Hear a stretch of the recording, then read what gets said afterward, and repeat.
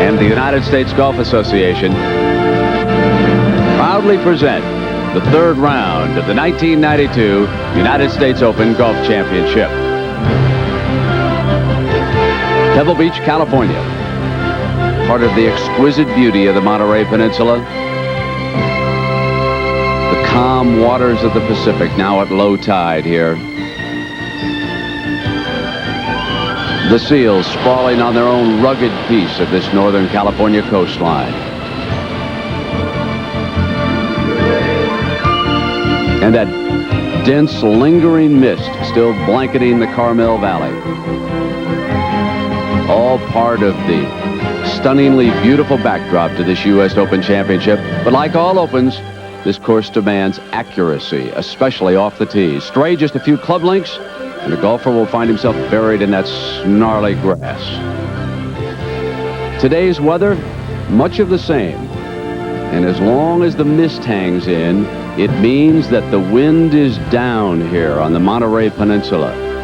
And so the golfers have found it to their liking. On that practice putting green right now, our final pairing of the day, quite a contrast. Gil Morgan, 45 years old. He set the standard so far through 2 rounds. That's pretty close. I don't know whether I have room to play. What do you think? Up ahead of them will be a couple who will challenge for this championship. The one-time PGA titleist Wayne Grady from Australia. Wayne Grady of Queensland, Australia.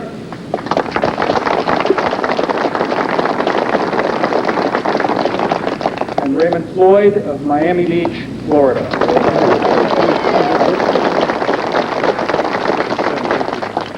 Mr. Grady has the honor. Play away, please. That's the voice of Ron Reed, the official starter here for the USGA.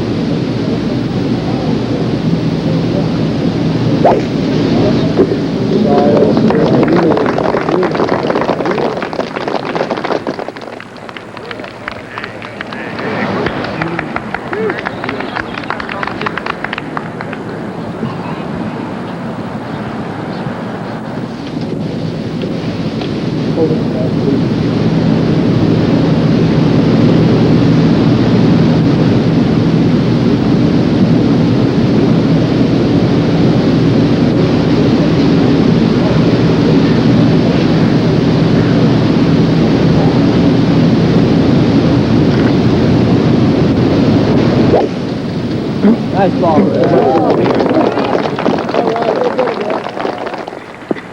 So Floyd and Grady are safely away here on the third round on this par 4 opening hole at Pebble Beach. And with Gil Morgan, it will be the great story of this Open so far. 30-year-old Andy Dillard. Morgan has a degree in optometry, and Dillard has one in the School of Hard Knocks. Here's a young man who lost his tour card in 1988. And 10 minutes from now, he'll go off in the final pairing, the third round of the U.S. Open. Good afternoon and good morning here on the West Coast, everybody. I'm Brent Musburger, and welcome to the third round of the U.S. Open at Pebble Beach.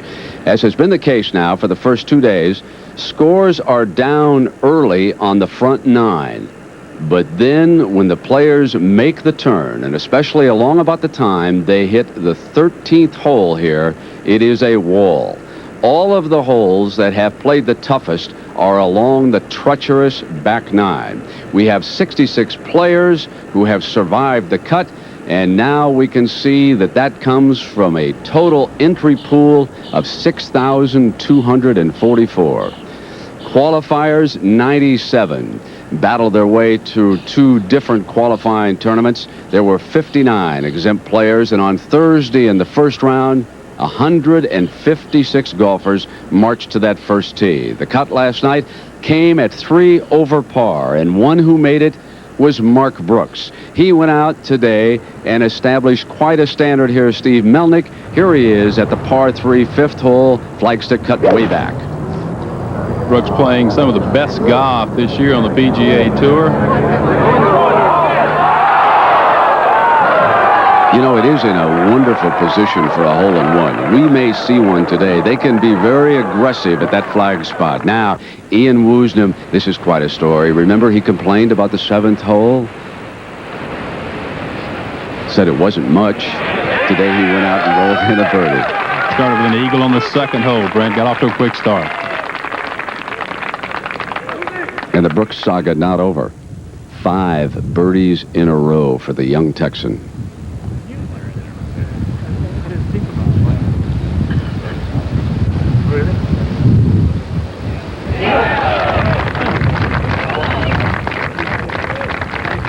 So like many of the fellows, doing very well on the front 9 here so far.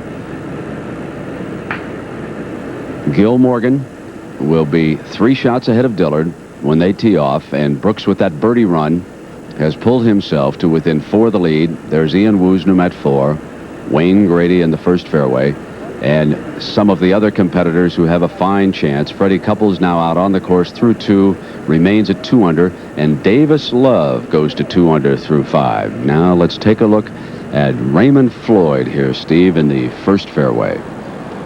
Raymond played an iron off the tee, only hit a driver 4 times yesterday. The first 2 rounds, as that one buries down into the sand, and he'll be faced with a tricky one there.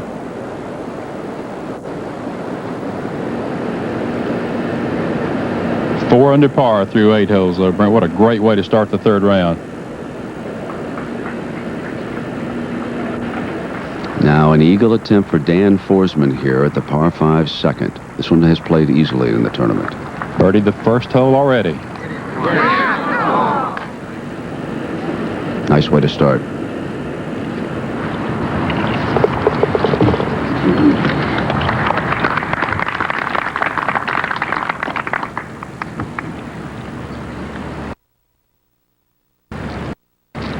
Now in the 3rd hole, Fred Couples, he has taken his tee shot into the fairway. Dog leg left for the golfer as they come off of that tee. Seems to be perfectly placed here.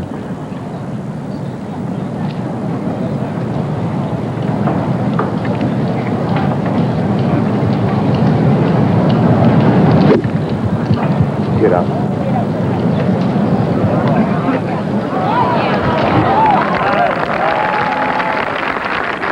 That's Tom Pertzer's ball, also on the green. Our Mark Rolfing is out on the course with those 2, and we'll hear from him. Now we want to go back for the tee shots of the final pairing, Andy Dillard and Gil Morgan. Something to keep in mind. Remember, Morgan starts at 9 under par. A chance to go to 10. He has birdied the first hole twice. Now we're going to go down to the official starter again, and here's Ron Reed. Ladies and gentlemen, this is the final pairing for the 3rd round of the 92nd United States Open Championship. The referee for the final pairing is Stuart Block of Wheeling, West Virginia. Mr. Block is president of the United States Golf Association.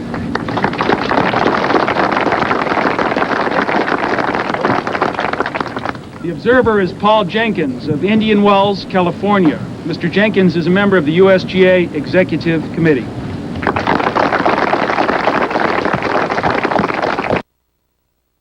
The players are Andy Dillard of Edmond, Oklahoma.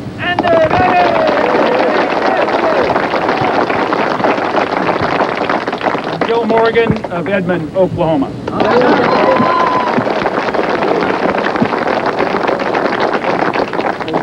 Mr. Dillard has the honor. Play away, please. Good day. All right, Deb. Good luck, baby.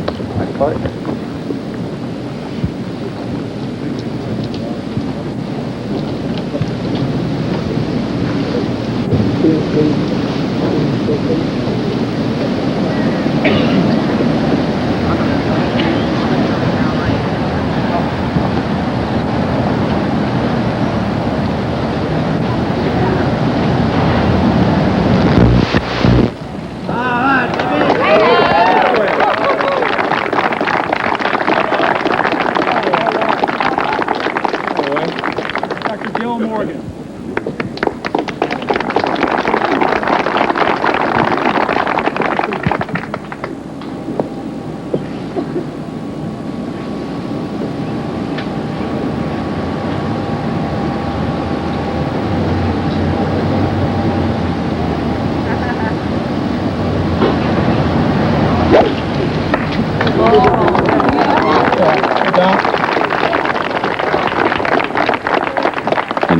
now he's going out after a little bit of U.S. Open history. No competitor has ever reached 10 under par at any point in an Open. And he has a chance on the first hole as he takes his lead, and he has to feel very good about his first tee shot.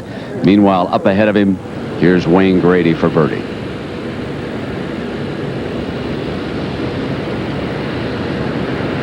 Floyd has already parred this green. So both Grady and Floyd walk away with 4s. And Steve Melnick, exciting already here as we start our 18-hole coverage of the third round. And your observations about the field so far. Well, thanks, Brent. The early starters today have posted an abundance of red numbers. The conditions are conducive to scoring today. As a result, I think it will change the way our leaders approach the course today. There are birdies to be had here at Pebble Beach. Now, let's take a look at our last 2 groups today. In our second to the last pairing, it's Wayne Grady with Raymond Floyd. Grady knows how to drive the ball in play. Not long, but incredibly accurate from the tee. But perhaps most importantly, he has acquired that championship mentality. Winner of the PGA, he lost the playoff to Calcavecchi at the British Open and has the makeup to handle these conditions. And he is paired with the most dangerous player in the field, Raymond Floyd. A superb short game. More importantly, a short game which performs under pressure. As a result, he converts possible bogeys into pars. But his greatest asset is his patience. Almost a waiting game, as he knows players will back up on the weekend and he'll be waiting in the wings. And in our final pairing of the day, it is Andy Dillard paired with Gil Morgan. For Dillard, what a great story. But when Andy gets tight, he gets a case of the short rights off the tee. If that occurs, he'll spend a Saturday afternoon in the deep grass. But this week, Andy's inserted a 7-wood in his bag. He calls it his magic weapon. He'll use it often when he visits the rough. And finally, our second round leader, Gil Morgan. While not a great putter, Gil has always been an excellent lag putter. He actually made 4 putts in Friday's second round from over 20 feet. But the biggest surprise from Gil this week has been his ability to make birdies at Pebble. 14 in the first 2 rounds. If he continues that trend, he'll be tough to beat. Now, let me correct a piece of misinformation here. This was for par.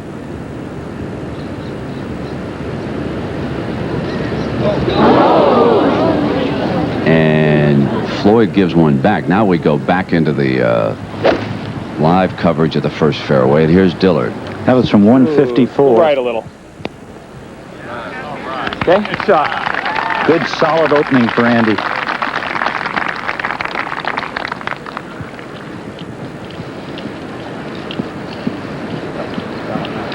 Gil Morgan hit a big iron off the tee. He just has 130 yards to the hole.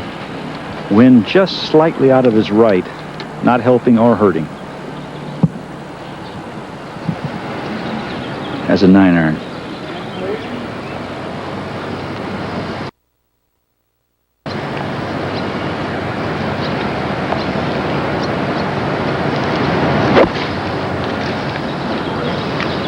Too much.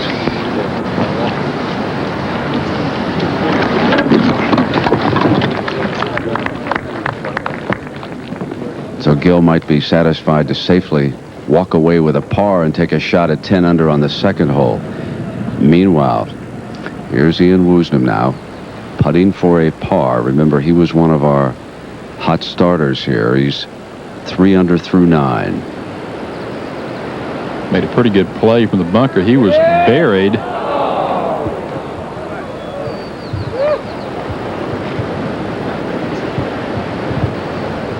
And at 2, here's Anders Forsbrand, the first Swedish competitor in the U.S. Open. This is for Eagle. Land it now. No, you want to stay short of the pin.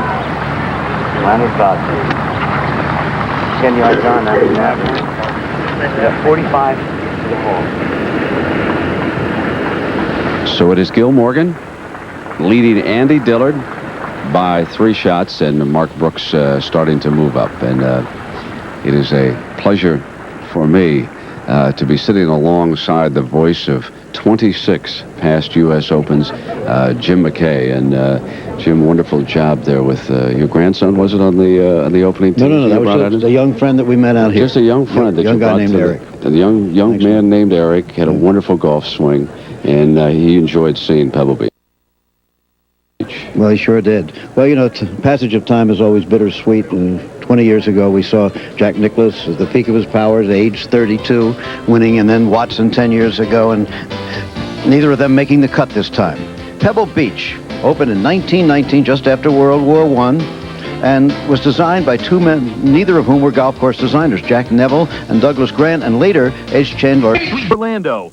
Unbelievable. Renovated in 1929. Way ever since. Some small things as they've gone along. U.S. Open course record here at Pebble Beach, 66, set by Gil Morgan on Thursday, equal by Wayne Grady yesterday. The course record, 62 in the Crosby by Tom Kite, but that was under clean and place conditions. Out of bounds or water on every hole. That's kind of an idiosyncrasy here. Tees and fairways are ryegrass, Poanua greens. So surprises some people. Smallest greens in modern U.S. Open history, averaging 3,500 feet. Honors, well, Golf Digest says it's the 5th best course in America. Golf Magazine says it's the 6th best in the world. California State Amateur since 1919. The National Pro-Am, formerly the Crosby, since 1947. And the only U.S. Open course ever that is open to the public. Over to you again, Brent. Thank you, Jim. And here's Gil Morgan now for the birdie that would send him to 10 under.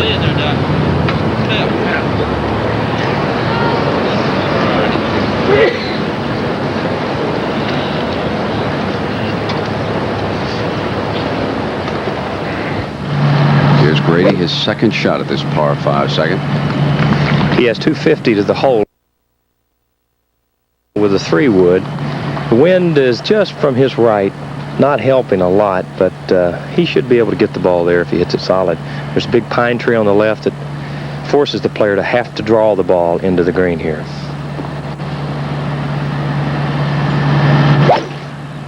Sit down. Bye. It's a good looking shot, but he's saying sit down. Really hit that ball solid.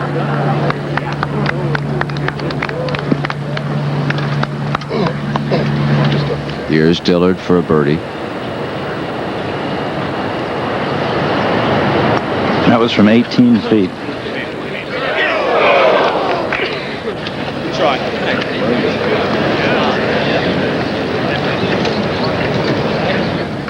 For a birdie. That was from 18 feet.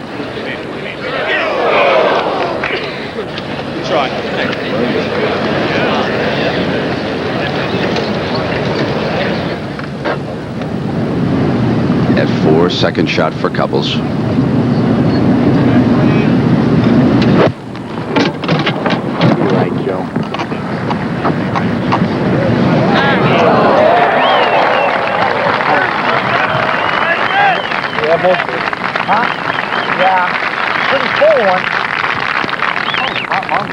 Yeah, first day.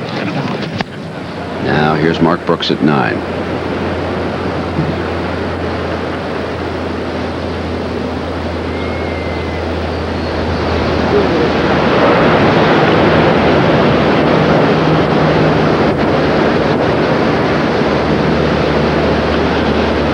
And a very troubling lie there with that shot for Brooks.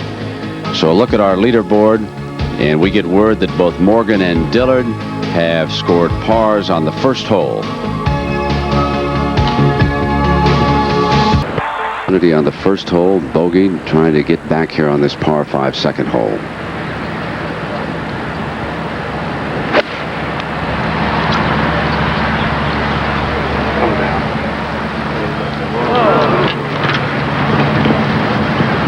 Not the kind of start you would expect from the great veteran. Here he is live in that bunker.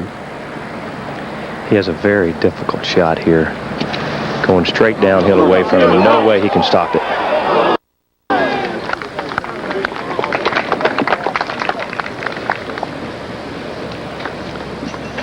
Steve, it can mean so much, that little putt that Floyd missed for a par back on the first hole. I know you were shocked when this happened. Maybe an Andy Dillard who's never been here before, but certainly not Raymond Floyd. He's no stranger to these situations. Simply didn't hit it firmly enough, lost it low. And now he begins to backpedal. Now Couples is for a birdie at 4.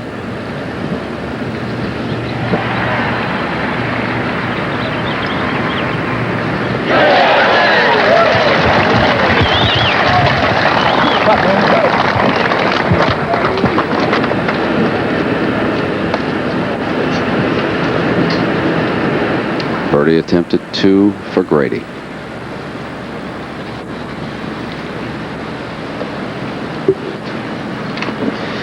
This putt should break a little from his right to his left. And I think the greens have picked up quite a bit in speed today. Look a little bit faster. Starting to dry out just a little bit each day.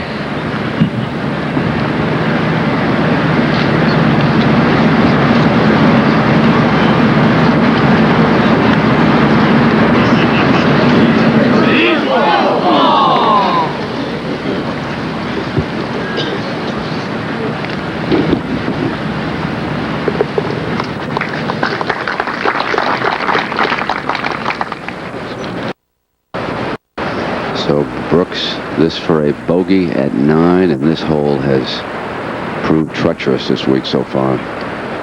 Longest par 4 on the golf course. He got tangled in that deep rough. At the 5th tee, here's Fred Couples.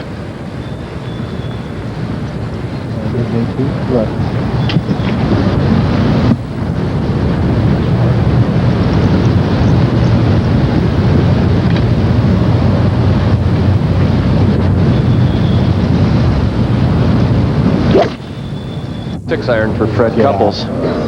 Do the right one. This is where he started his birdie run yesterday. Birdied the 4th, 5th, and 6th. Now back at 2, Floyd for par.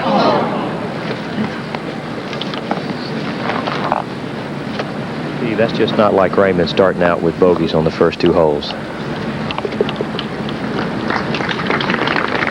Hard to believe Raymond Floyd, with the experience in major championships, starts at bogey at 2 of the easier holes here at Pebble Beach. Now Gil Morgan. This is his 2nd shot from the fairway, and if he's going to get to 10 under, this would be the hole that would surrender it. He has 217 yards to the front edge, 237 right back to the hole. Perfect angle from the right-hand side of the fairway, taking that tree out of play.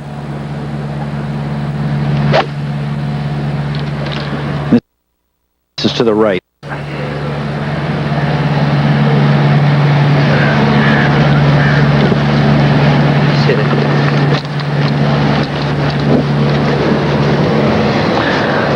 Rossi, as you look at Morgan's shot here and Floyd making bogeys at 1 and 2, a little different set of nerves coming into play on the weekend.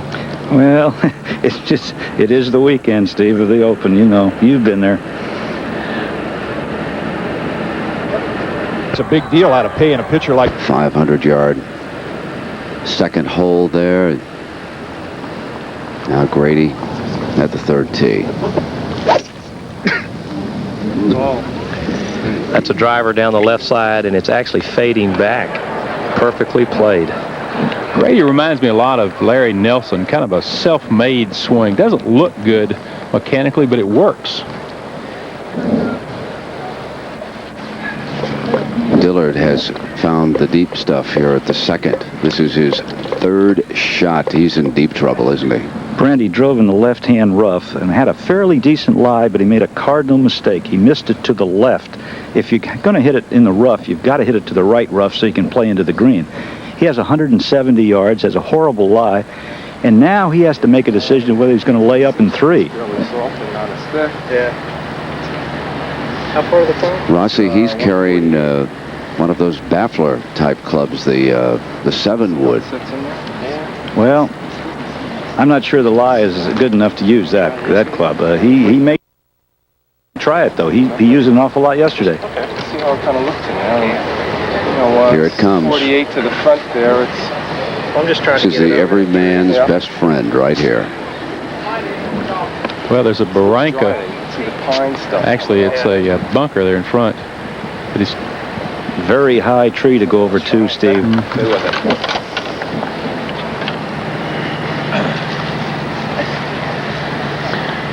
You have to do that here at Pebble. The scoring lends itself to the early holes, and you hang on for dear life when you get to the cliff holes.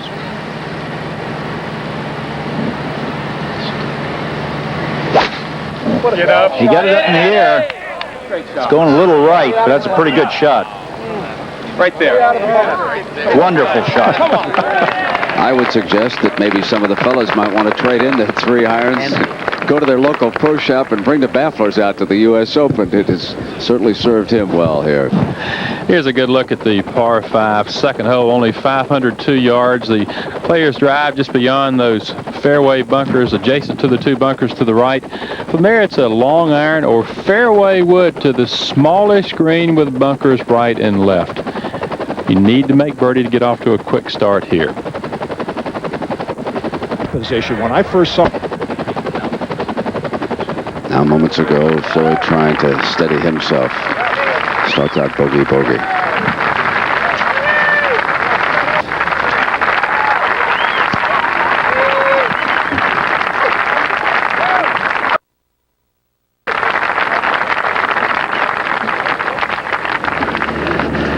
He and Freddie got off to a slow start. Neither one birdied the par 5 second.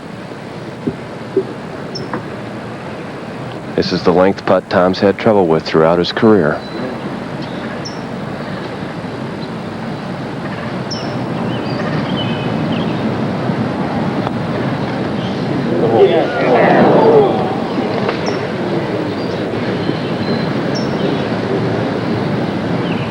Now it's Dillard here, second hole. To do is drop it up on the green. The hill will take it down to the hole.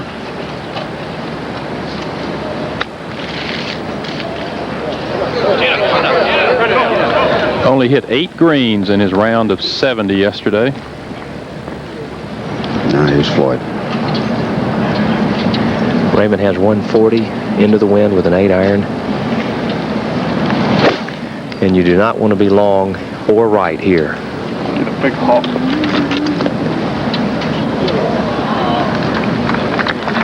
Chance to get one back. Couples for birdie at 5.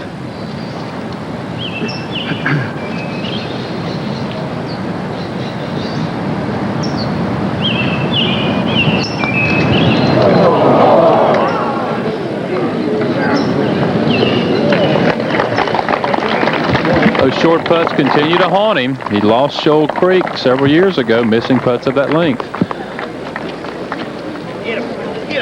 For par, Dillard at the second.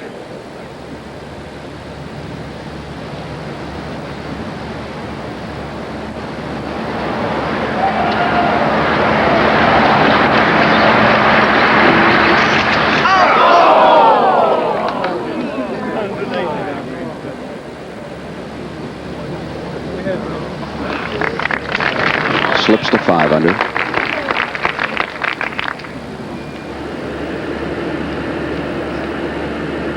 Well, he made a good putt here. He just hit it too firmly. You see the ball beginning to hop a little bit.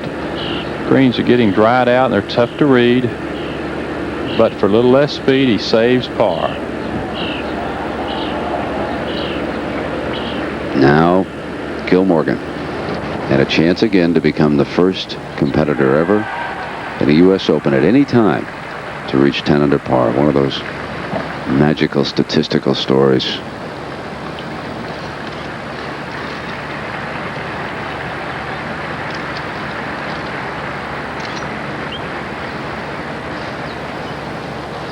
There are those who've reached 9 under and have been unable to get to 10. List includes Ben Hogan and Jack Nicklaus.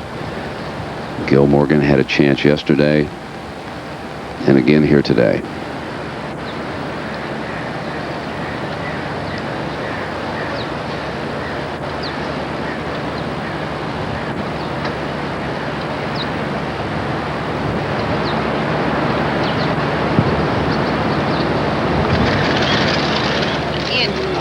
And still, the record book won't swing open. Seems amazing, Brent.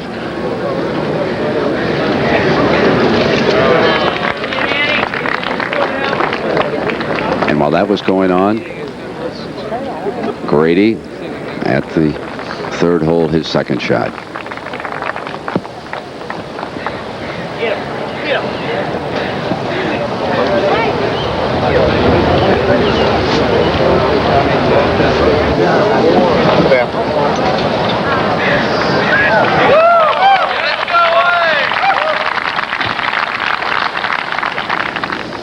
Now here's Floyd.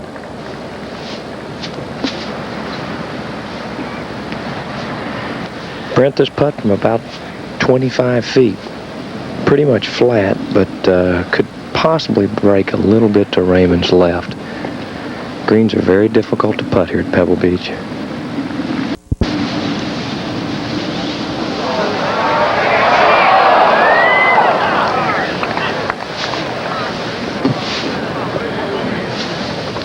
Here's a good look at the dogleg left par 4 third.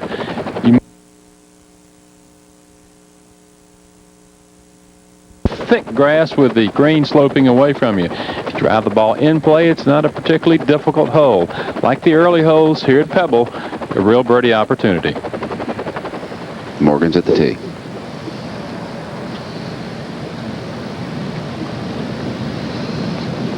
It's a 3-wood.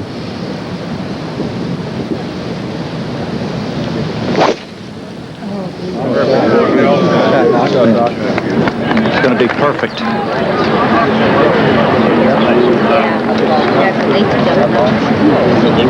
Up ahead, Grady for birdie.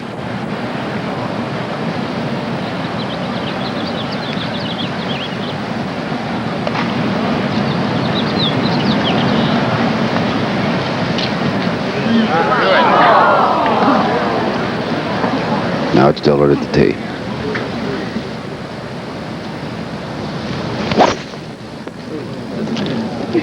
It's a tough driving hole for Dillard, who goes left to right. Careful. That's where you don't want to be, Rossi. Yes, that's a bad angle.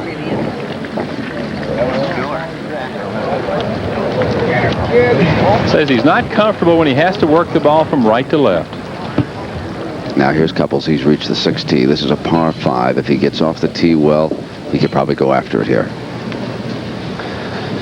He's got the 3-wood here at the 6th tee. This one is right down the center.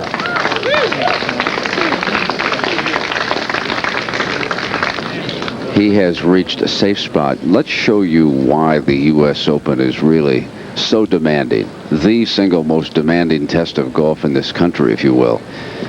The rough is narrow, although here at Pebble perhaps a yard or two wider than it has been.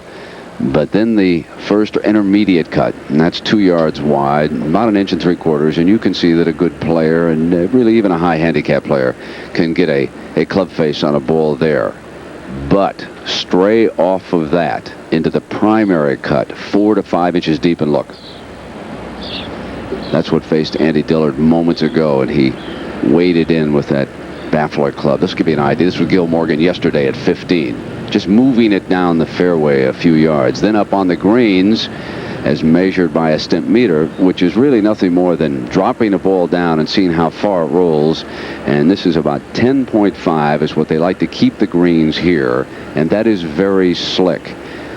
Now, if the winds pick up, and so far today they have been down, then it really becomes treacherous up there on the greens. You can see as we flash through some of the scores how the other competitors out on the course are doing. Right now, without a doubt, this is Gil Morgan's U.S. Open. He has a lot of experience.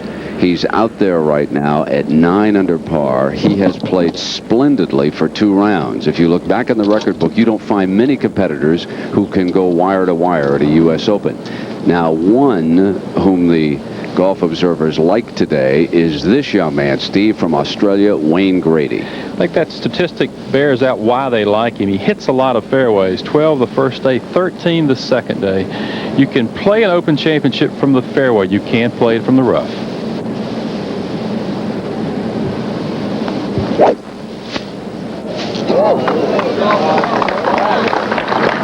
little forward, perfectly played. You know, one of the big differences between the U.S. Open and the Great Masters down at Augusta is that when you go to Augusta, you will see birdies. They win with birdies. Here at the U.S. Open, frequently you must settle for a par, and no one in the last 3 groups is under par today. And that's one of the big differences. You walk away from some of these treacherous holes here at Pebble Beach, and you're quite satisfied with a par. This is Floyd.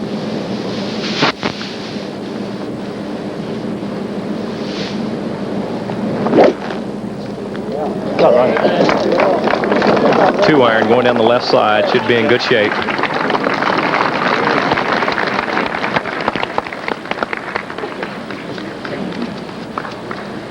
Now Dillard in trouble here at the 3rd. Brutal kind of lie.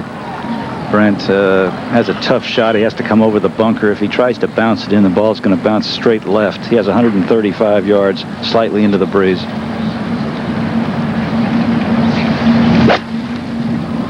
Good shot. Giddy up. Giddy up. He has some nerve, though, doesn't he?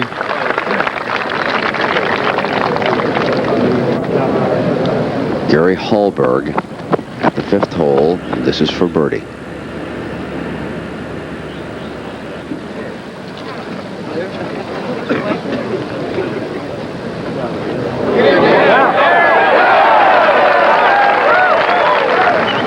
Now the leader, Gil Morgan.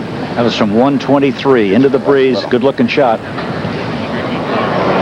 Just got hung up in that rough. Really, you got an unlucky bounce.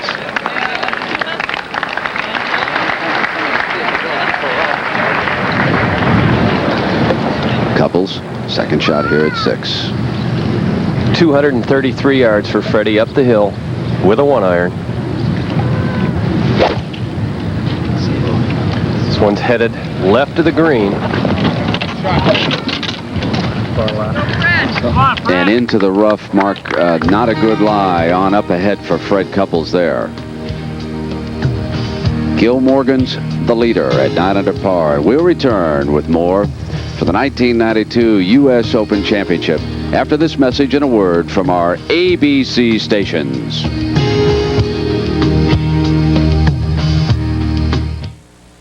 ABC Sports exclusive coverage of the 1992 United States Open Championship continues.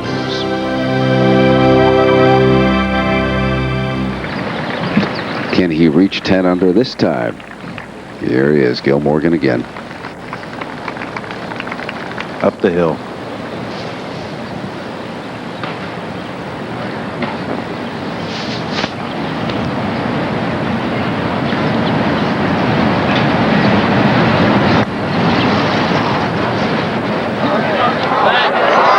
Yes.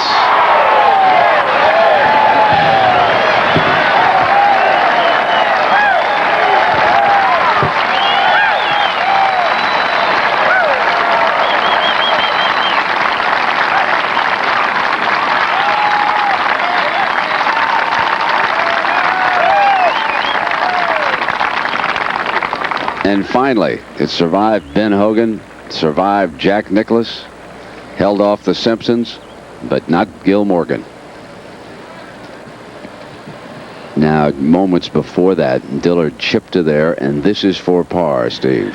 And remember, too, Andy Dillard made 6 consecutive birdies to etch his way into the Open record book.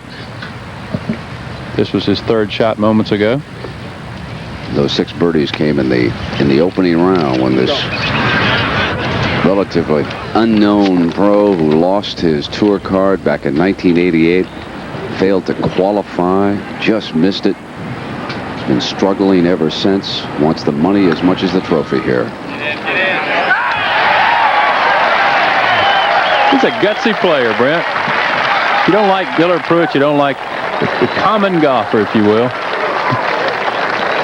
For all my friends at the municipal courses around this country, he's our hero today. Now, Raymond Floyd, 2nd shot at 4. That's a pitching wedge from 117. Looks good.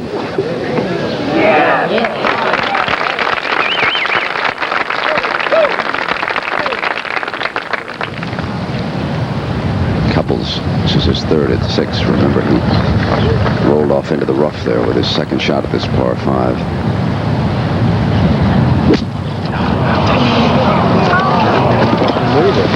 He's gone from bad to worse.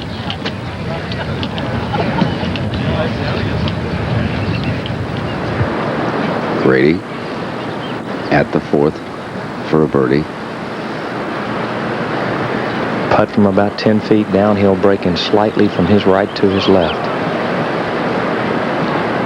Total speed putt.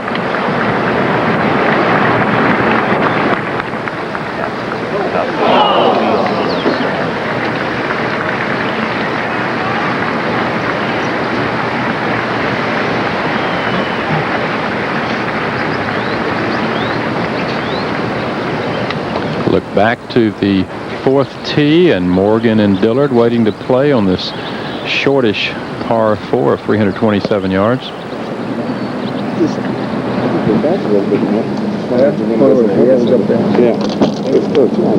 17th tee adjacent to the 4th tee.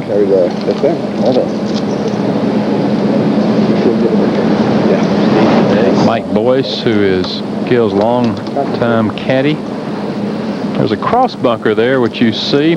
It's about 200 yards off the tee, so it's a long iron to carry across that.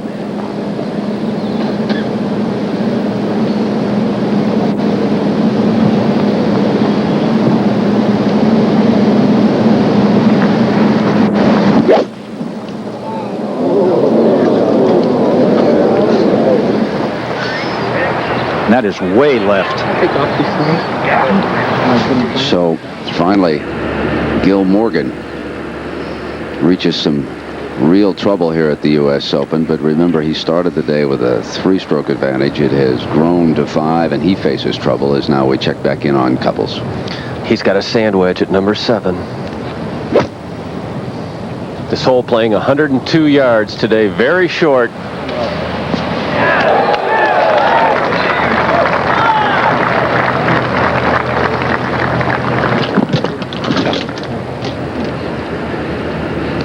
I actually thought that this hole might break the century mark when I heard the pin was in the front today and be less than 100 yards, but I walked it off from a sprinkler up there. It's actually 102. That was some save by Couples back there at the par 5, just to walk away with a par, wasn't it, Mark? I think the lie for his 3rd shot back there was as bad as I've seen all week here, and he really played a beautiful 4th shot, but Freddie off really to a pretty slow start. He hit perfect drives at number 2 and number 6, both reachable par 5s, and failed to birdie either one. This should be all right, because these were flying. They're flying the middle of the green. Yeah. Toughest thing for Purcher has been the ability to hit the half shot, the in-between shot. Full wedge is fine. The half wedge has always been a problem.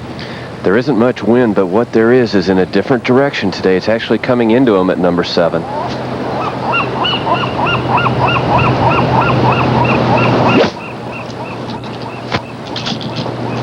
Very high shot here.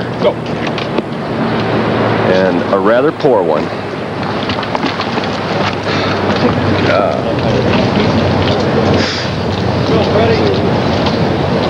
Dillard at the 4th tee moments ago.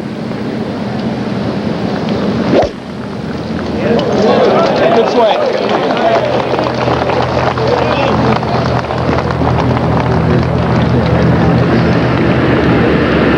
So Morgan in trouble off the tee, and Dillard right straight down the middle. Now this is Floyd. In case you just joined us, he started out bogey.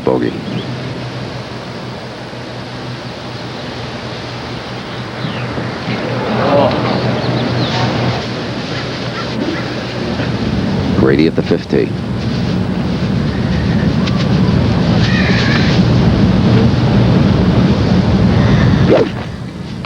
That's a 6-iron from 173.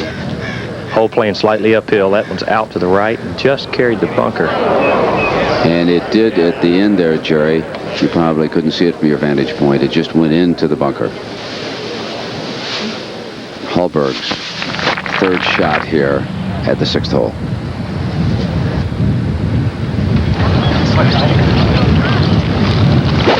Hit a poor tee shot here at 6. Just pitched out into the fairway. Left himself a long third shot, but beautifully played from well below the hill on this par 5 6th.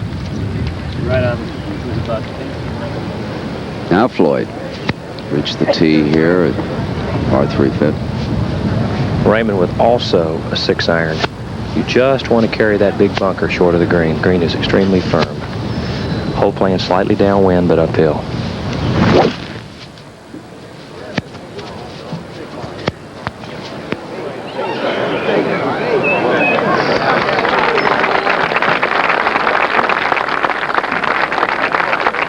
Now let's check back in on Gil Morgan. That rough. He has a decent lie. He's 125. No way he can carry the ball on the green and hold it. Front bunker wouldn't be bad. Nice shot. Nice shot. That's a wonderful play right there.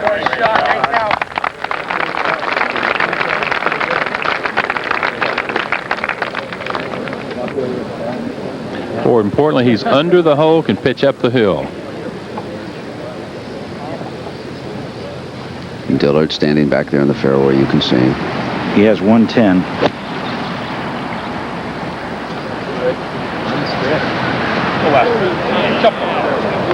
That was unlucky right there. Couples for a birdie at 7. Or about 9 feet. Pretty straight putt. Had opportunities to birdie both of the par 3s, didn't he? Meanwhile, Hallberg, who has moved up the ladder today. Here's a player who led the British Open last year after 2 rounds. Not many people remember that. So Hallberg, no stranger, now tied with Dillard at 5 under for second place. Yes. You know, top of the broadcast, we talked about Mark Brooks. He's through 10 now at 4 under, or 6 back of the lead. He and Paul Azinger have the best rounds going today of those who are in the top 10. Now here comes Mark Brooks. He has reached 12th tee. Very shallow green, very firm green.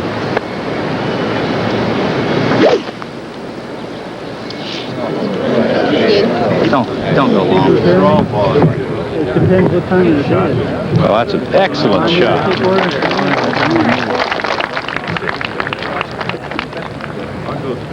I would appreciate it, Gino. Grady with his problem here at the 5th. Wayne, in this right-hand bunker is a pretty good bunker player. This is not a very difficult shot. Slightly uphill, and the green is sloping towards him.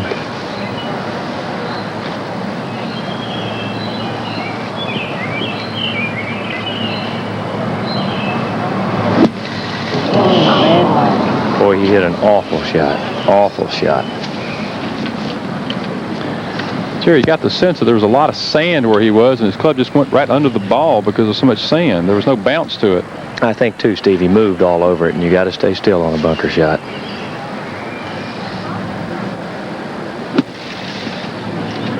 Well, he just fatted that one out on the green. I'm really surprised. He's normally a pretty good bunker player. While that was happening, here's Morgan.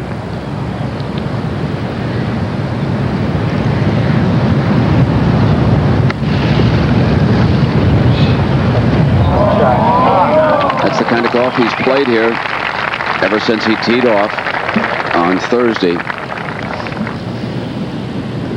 Dillard. It's from 30 feet. The putter should go a little to his right, but not much.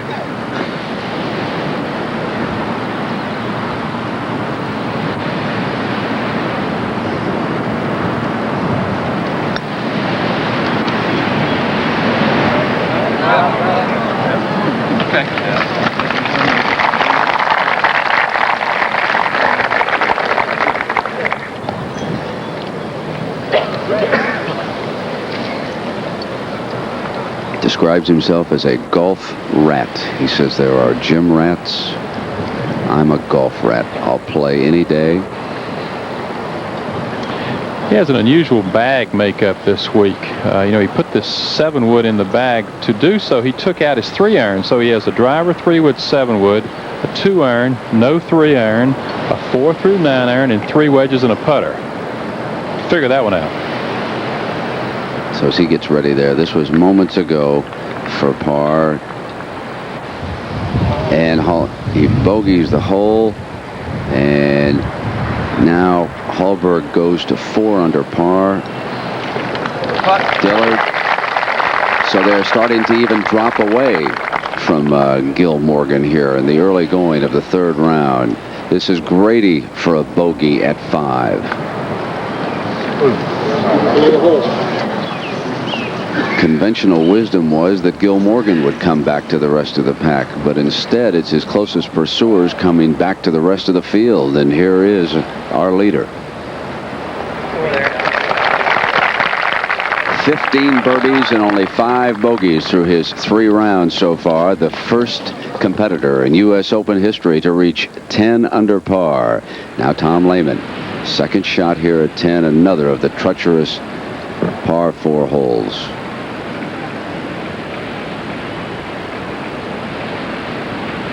Been one of the great young stars on the tour, a product of the Hogan Tour. Ooh, that's down the cliff in the hazard. The Cliffs of Doom still up ahead for our leaders, but they won't bother Gil Morgan the way he's playing, will they?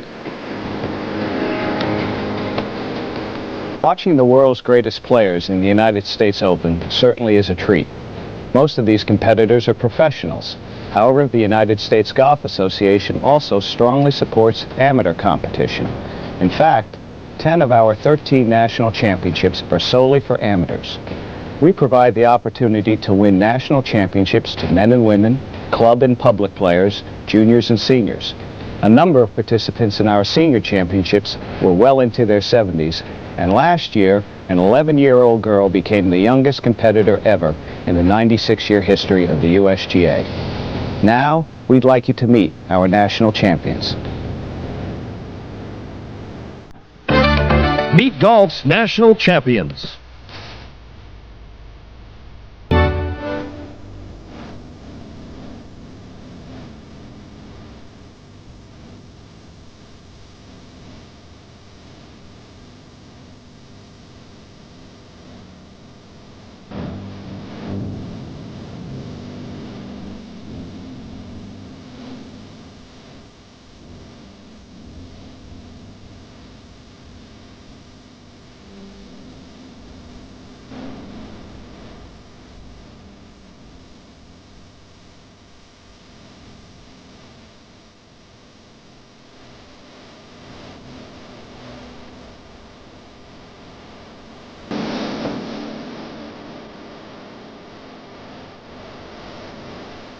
Golf's national championships conducted by the United States Golf Association.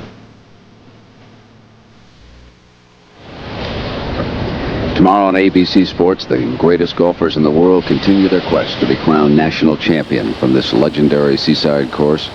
And join us at 3:30 Eastern, 12:30 Pacific. Complete 18-hole coverage, the final round of the 92nd U.S. Open Championship, live tomorrow on ABC.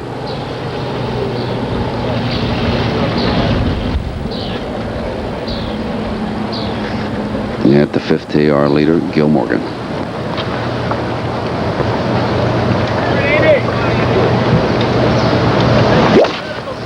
That was a 6-iron from 173, headed right at the middle of the green. Rossi, to give you an idea of how well he has played and how poorly his closest competitors have played, the 6 who started off today, the closest to Gil, are 7 over, and he's 1 under. Now here is Mark Brooks. Remember, he did not start as one of the 6 closest competitors, and he's playing very well.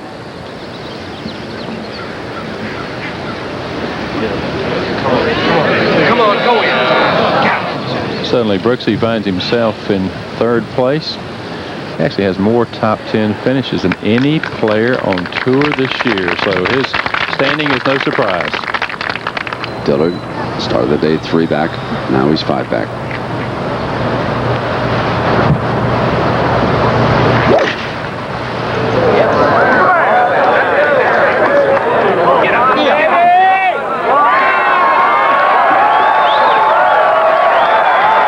Couples' choice.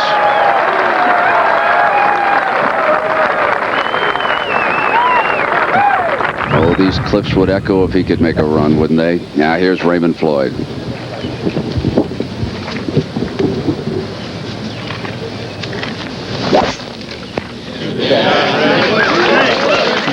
Well, that's a big tee shot there.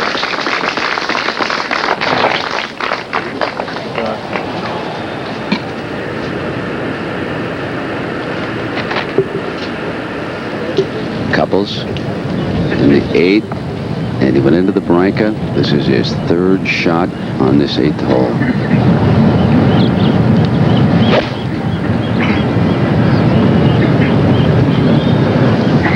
Sit down.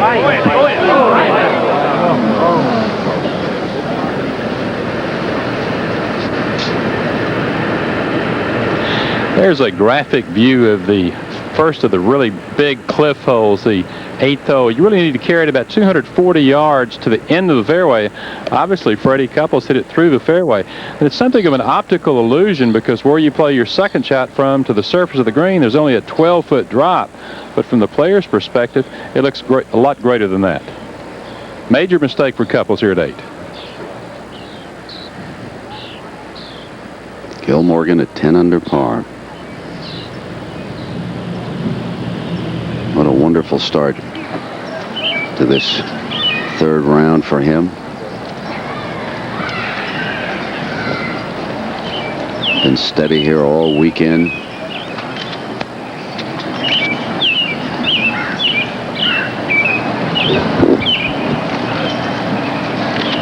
You know, normally you find a player like this as a product of the golf factories, but not so Gil. Dillard trying to get one.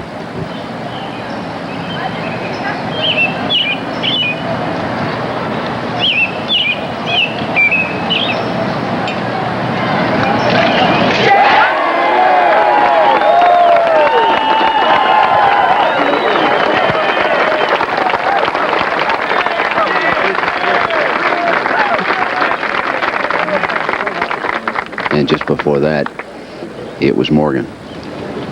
Gil had a very difficult putt, swinging a lot to his right and very fast.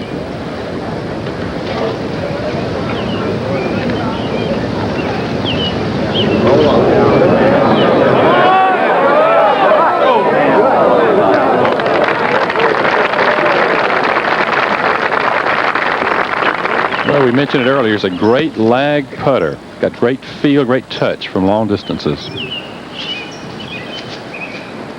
He did leave it underneath the hole, Steve. Good, solid first putt. I don't think you can play Pebble Beach from above the hole, Rossi. No, it's very difficult.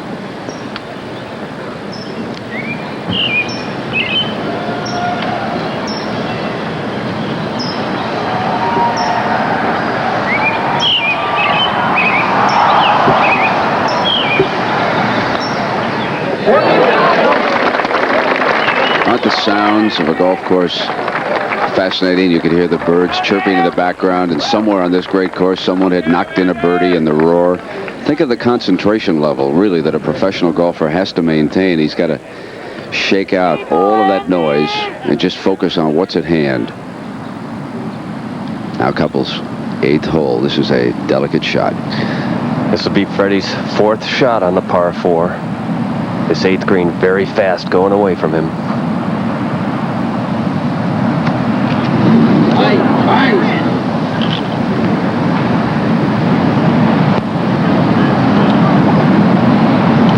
Was the shot that hard, Mark? I don't think it was. I was a little surprised he tried to play that type of shot. It looked like he tried to flop it all the way up onto the green. He carried it almost to the pin.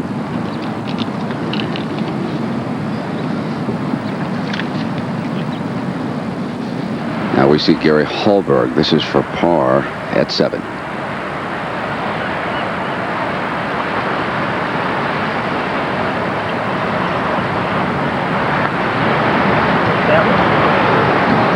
He has lost one on each of the last 2 holes. And word from out on the course, Davis Love, he's even par or 10 behind Gil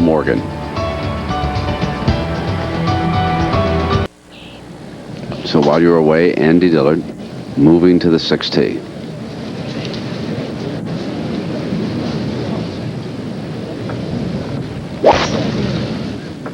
And that one's headed left. Right. And into the bunker, Rossi. Better to be in the bunker than in that rough, especially up in that island. Now Freddie Couples and his problems.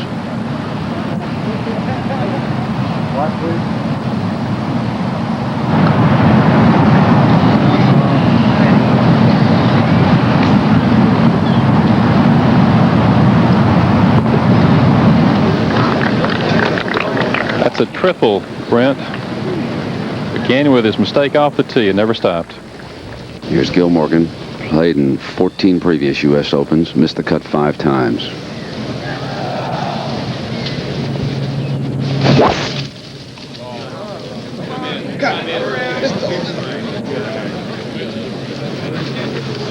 And he too missed the fairway, but into the bunker, which Rossi says is a safer play than that snarly rough.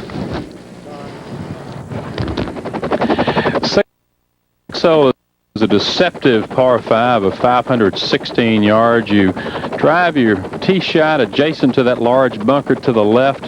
From there, it's a very steep incline up the cliff to a plateaued green, which sits back in the right-hand portion of the cliff. It is reachable in 2. And Dillard? Dillard caught a bad lie, Brent.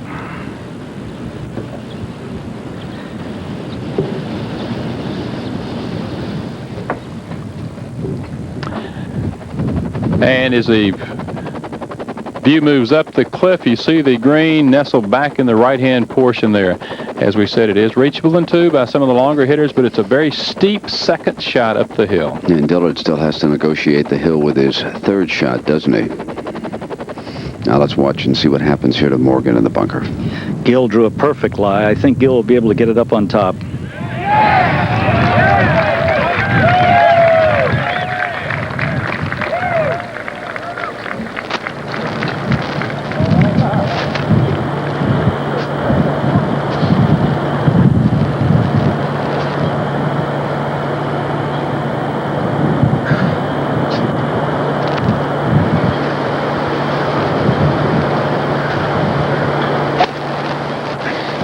Very solid, quite a bit left, but I think it's going to get up.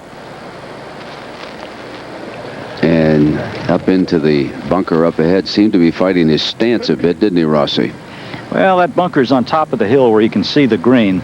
It's a lot better than putting it on the rough on the side of the hill.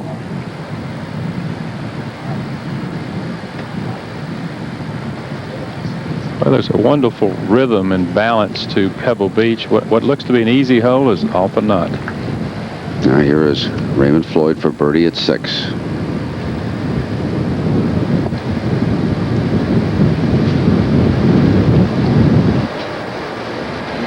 Gets 1 back that he lost by opening the day with consecutive bogeys.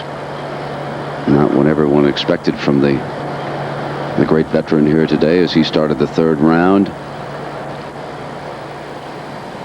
Morgan holding a 4-shot advantage after Dillard rolled in his birdie putt back there at the 5th hole. And both of them finding a little bit of trouble here on the par 5-6. Some of the other scores from the competitors, Nick Faldo and our British friends, Peter Allis, telling me earlier today that he made the front page of every single tabloid in London. Not surprising, and of course the banner headline saying Tarzan after he was forced to climb up a tree and look for a ball up there. And Nick Faldo, in very un-Faldo fashion, yelled down, "Where's Jane?" And the British press had a field day, and Lady Di was so happy to give up that spot on the tabloids. And let's go to Jack Whitaker for his observations. Jack? Well, Brent, I'd just like to comment a little bit on Gil Morgan finally reaching 10 under. Thank goodness we have that monkey off our back. It is a rather minor record, but it is an important record. I don't know how long he's going to stay at 10 under, but now we can worry about the guy who's going to be 15 under, and that's going to happen as long as these golfers get better and the equipment gets better. But Gil Morgan has done something that nobody, including Jack Nicklaus, Ben Hogan, Sam Snead, and the rest of the greats have never done. 10 under par and U.S. Open. I suspect he's the first man to do that. He joins people like Roger Bannister, the first man to run a sub 4-minute mile, and Alan Shepard, the first man to hit a 6-iron on the moon. But my biggest hero still remains the man who ate the first oyster. Speaking of eating, here's Andy Dillard. Andy has 195 yards. This hole's playing into the wind today, the first time this week it has. Absolutely blind, as you can see.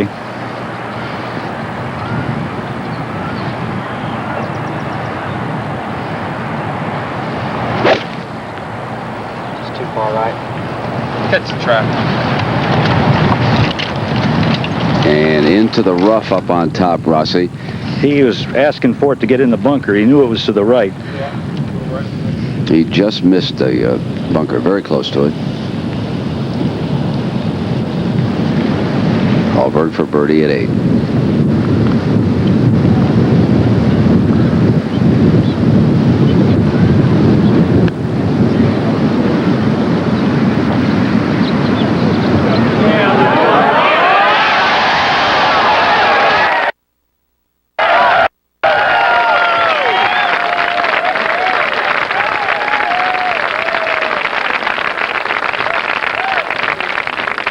Smile back after consecutive bogeys.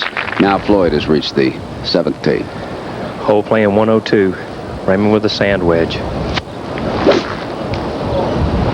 I have pulled it here. Boy, that is every shot. Pulled it again. That is left, left, left. Every shot I've hit here is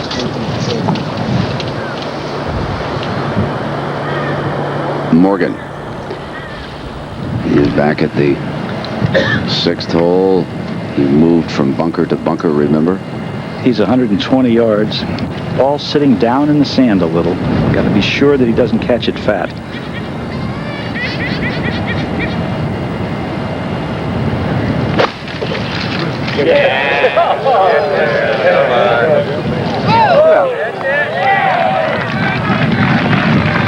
Just when you think he's in trouble.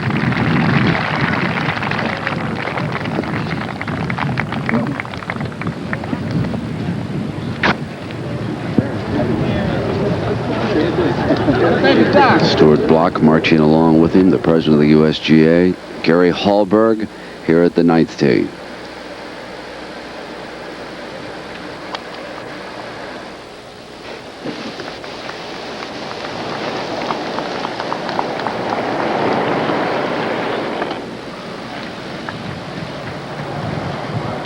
Well, I think it's time that we open with a pair of Jacks, Steve Melnick, Jack Whitaker, and someone that we're pleased to have joining us over the weekend, although I must admit that I would have preferred seeing him march down the fairways here in the 3rd and 4th rounds. But Jack Nicklaus and Jack, welcome. Jack, welcome here. We would like to see you playing, but we're delighted to have you in here. What do you think? It looked like the people that had to make up a lot of ground went out early this morning aggressively, but the leaders are playing a little more tentatively. Well, Jack, the way I look at it is that Gil Morgan's basically got the tournament in pretty good shape. If he continues to play well, he's going to be tough to catch. But if you look back there, you see Faldo's played a good round today. Woosnam's played a good round today. You've got Floyd right there. You've got Couples right there. You've got some very, very good players that are there if Gil falters. Pebble Beach is a golf course that I think takes a lot of knowing. Experience means a lot coming down the stretch, so it's going to be a very, very interesting tournament. And it seems, too, that the character of play has changed drastically from the 9th hole on. Well, what's happened is that the fellas that play out here in the AT&T, they're used to being able to throw the ball into the 8th green, throw the ball into the 9th green, throw the ball into the 10th green. They can't do it this week, and they can't figure out a way to play it. It's been a very, very frustrating stretch of holes. Well, good. We'll look forward to more of your commentary later on. Good to have you with us. Thank you, Jack. Brent? Jack, thank you indeed. And Nick Faldo as we check in on Andy Dillard. And Jack mentioned Faldo. He had started the day at 2 over. He is on to 2 under and about to complete his round. But here's Dillard.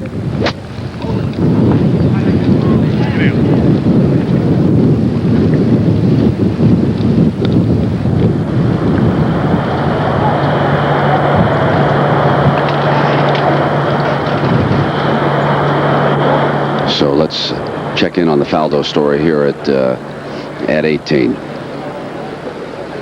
Well, the episode in the tree at 14 yesterday led to a triple bogey. He was cruising along nicely at the time. 4 under par on his round today.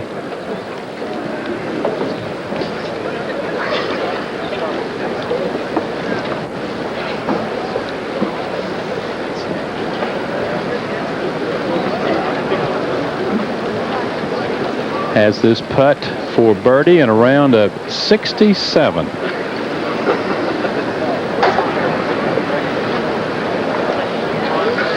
We are beginning to see a little upheaval in the leaderboard. The more familiar names fighting their way back to the front page. Steve, I see something else on our monitor. I see some of the flag sticks and some of the shirts of the fellows. A little bit more wind as they're flapping a bit here, aren't they? With look at Faldo's left sleeve there. Well, the real Pebble may come out yet. They have played this course under rather benign conditions. We had 22 players under par after 2 rounds.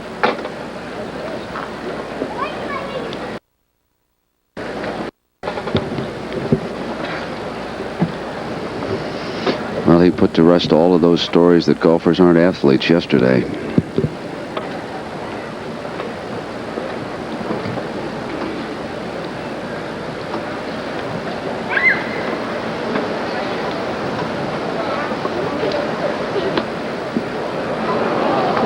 Settles for a closing par putt.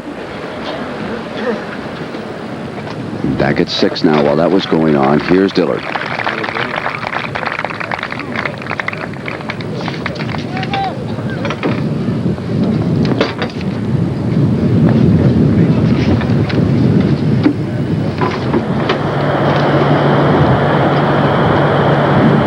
Our first look at Tom Kite today. Reached 3 under. 3rd shot at the 11th.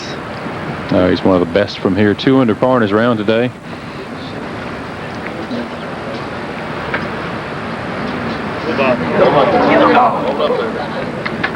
Trickles on down the green here on this par 4. Our leader for birdie at 6 after going from bunker to bunker.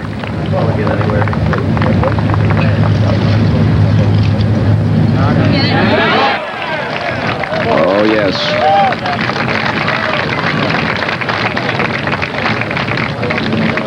Now back to Kite. This is for par at 11. Once again, left hand below right.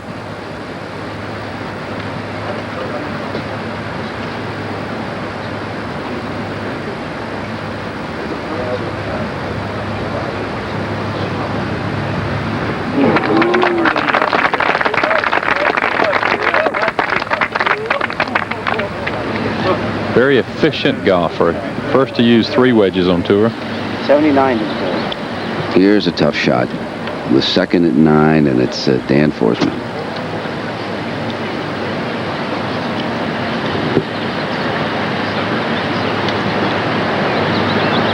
Forsman stands at 3 under par for the tournament. Get up. Go. Get up. Into the bunker, but fortunately it did not plug into the face of it for him.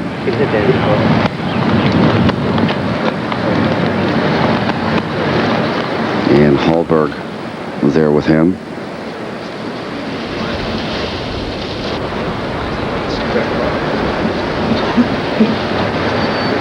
This is a big tee shot for Hallberg, but more importantly, it's in play. This fairway slopes away to the right. 9th hole, playing 464 yards.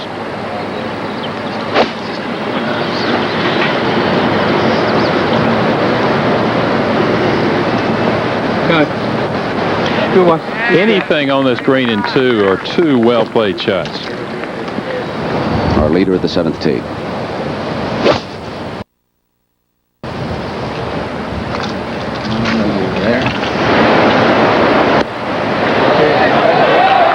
Those are the kind of bounces that win championships right there. Well, Rossi, he's playing this like an every week tour stop, and the rest of them are struggling with it like it's the U.S. Open. It's hard to explain the last hole. You know, he hit 2 bunkers, but if he'd hit the rough, he's looking at a 6 or a 7.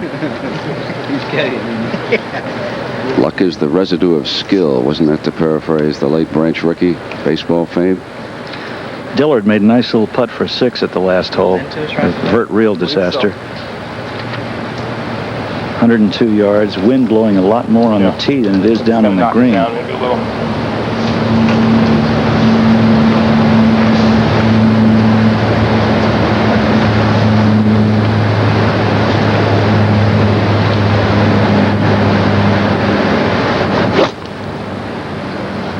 This one's well to the left. Wasn't quite as lucky as Gil.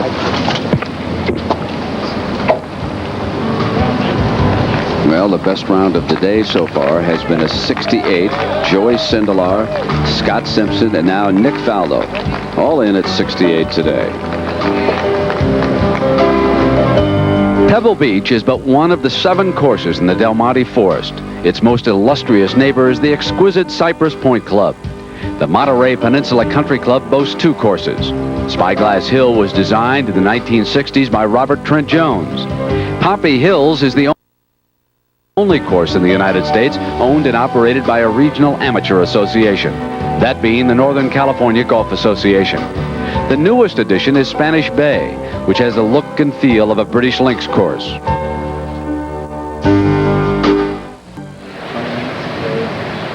Well, it's 5 minutes past the hour. Gil Morgan with a solid lead, and let's turn things over here to Jim McKay and Peter Allis. Jim? All right, thanks very much, Brent. Gil Morgan with that 6-shot lead now. By the way, should he hang on until tomorrow and win the U.S. Open, he would be the oldest winner of the U.S. Open. 6 years ago, it looked like Ray Floyd had wrapped up that title. And then 2 years ago came Hale Irwin at age 45 and 15 days, I think. Well, Gil Morgan was 45 last September, so he'd be the easy new age champion. Now, on the 12th tee, here's Tom Kite. Playing well today.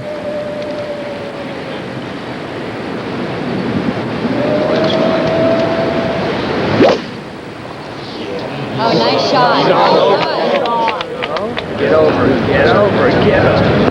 All right. On the par 3 hole.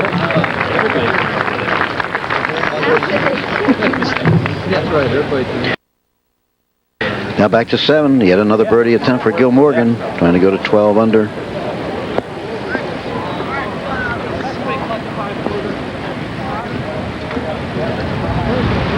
My goodness, how about this, huh? Yes, it's all going his way at the moment, Jim. And really, there are 2 things probably can happen here. He's going to keep going and win this easily, or something is going to happen to him and someone's going to tiptoe into it. This hole today is playing just over 100 yards and the flag just on the front of the green. And even with the little bit of breeze that's blowing, it's still a tested little shot. Andy Dillard on tape from a few moments ago, needing this for a par. Remember, he was off the green with the tee shot. All right, he saves yet another, but he is now 7 strokes behind Gil Morgan. Hallberg 8 strokes behind, and then a group at 9 strokes behind. On the 8th tee, Gil Morgan has an iron out. Wind slightly behind today and out of the right. Come on. Thank you. Goodbye, baby. But the wind's about the same as it's been, Rossi? Yes, the velocity is about the same as it's been all week. Maybe a shade more, Jim. I think the USGA would like to have seen a little more wind. They would like to see bright sunshine to show Pebble Beach at its best. Not to be, though. We haven't seen the sun since we got here. Yeah, this 8th is really quite a spectacular hole, and this is the end of the fairway, and then down over the cliff and across that next bunker, and again one of the another small green, well bunkered, treacherous, frightening hole for the professionals at goodness knows what the poor old amateurs think about it. Jack Nicklaus is with us. Jack, you've been quoted as saying that that second shot there is your favorite second shot in golf. My favorite shot, Jim. It's always has been. I always thought it's one of the prettiest shots you ever want to play, and of course it's awfully demanding. You've got to sets up for a little left to right into it, and if you play it that way, it makes it a little bit easier. Andy's left himself rather a longer shot here, hasn't he? Yeah, he's doing well, though. I mean, people all say, Jim, who's going to win, who's going to do this, who's going to do that. I mean, they've said that all through the history of the game, when Trevino won, and Jack Fleck won, and who knows, this guy might win. You know, it's there's an awful long way to go yet, but at the moment, Gil Morgan has the championship in his hands. If he can just keep going, he's a very experienced player. He's played at the top level for many years in Ryder Cups and so on. If he can just hit 30 or 40 straight shots, he could be the champion. Hallberg at the 10th hole. Carmel Bay on the right. Slanting fairway from left to right. Looks like he's found the bunker. Ray Floyd in trouble again at the 8th hole.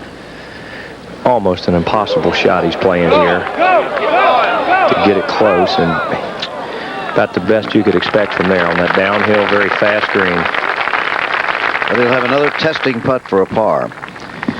Back to the 10th tee, and Dan Forsman, who is 1 under in today's round, 3 under for the championship in that big logjam for 4th place with Kite and Woosnam and Brooks and Estes.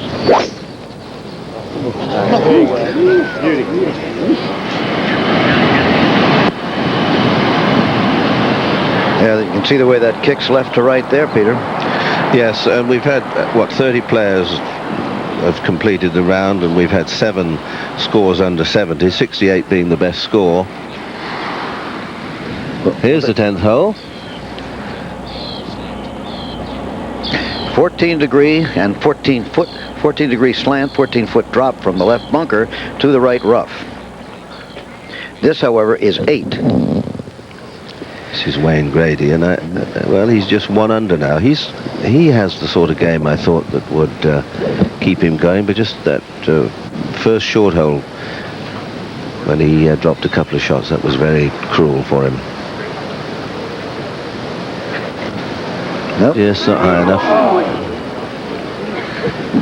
Former PGA champion, won it in Birmingham, outside Birmingham, Alabama. And the Australian will move on with a par.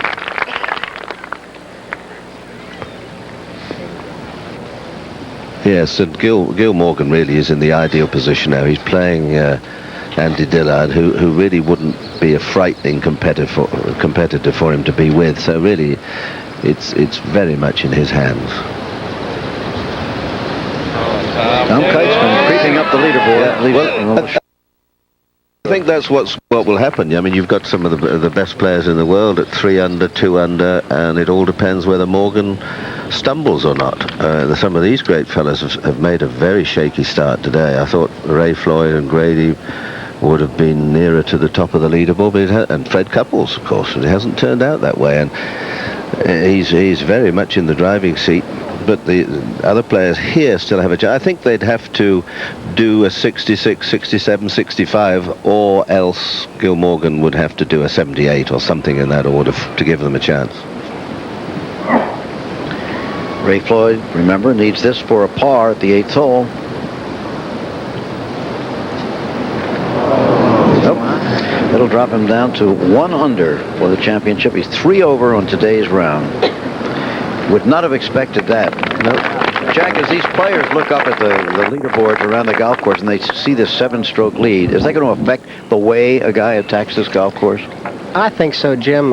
You see one fellow just continue to go, it just gets a little frustrating, and all of a sudden you say, gee, I'm making a charge, and he can't get anything going, and then all of a sudden you try a little harder and nothing happens, and pretty soon you just see yourself fall back, and all of a sudden you just feel this sort of energy just sort of fall out of you. Mm-hmm. Seems to be happening right now. Well, Andy Dillard up there on the cliff. Andy Dillard has 200 yards, Jim, and just the fact that he's about a foot in the light rough makes a big difference with this golf shot. It's so much easier from the fairway where you can get the club on the ball and spin it the way you want to, but here it's very difficult to make it go one way or the other. Wind out of the right, slightly behind.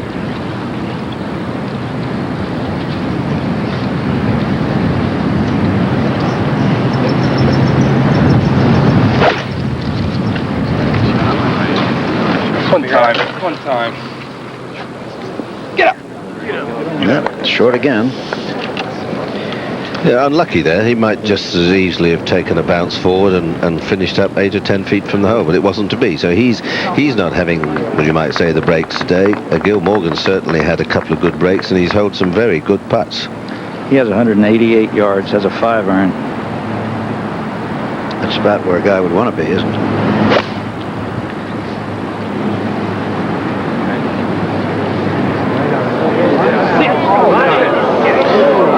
Time it didn't stop for him. Now but again, he's got a reasonably, well, he's downhill and it's very quick and not the simplest of shots, but when you're 7 strokes ahead, your confidence is very high. And we've seen one player after another mount a little charge, then stop and fall back, stop and fall back. But that's championship play, really. And Hallberg here is 1 under for the day, 4 under though. He's in 3rd place.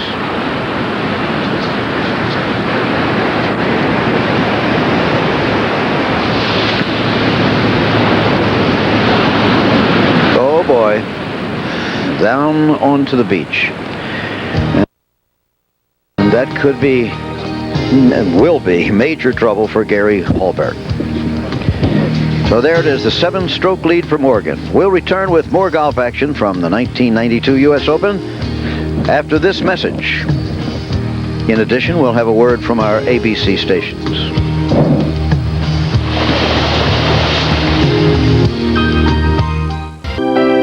ABC Sports exclusive coverage of the 1992 United States Open Championship continues.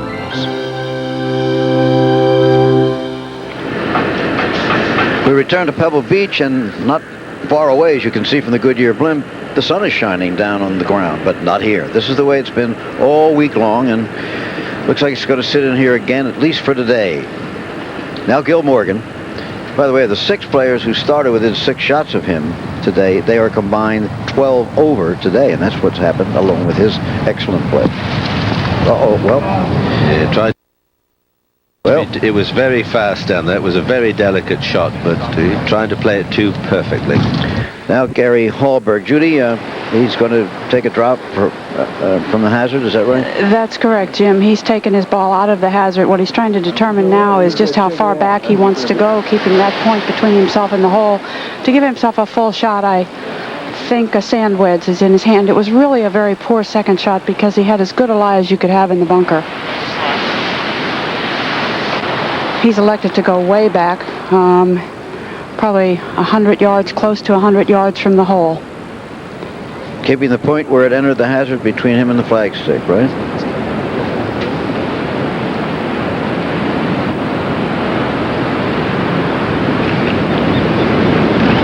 For a very careful drop, there you are.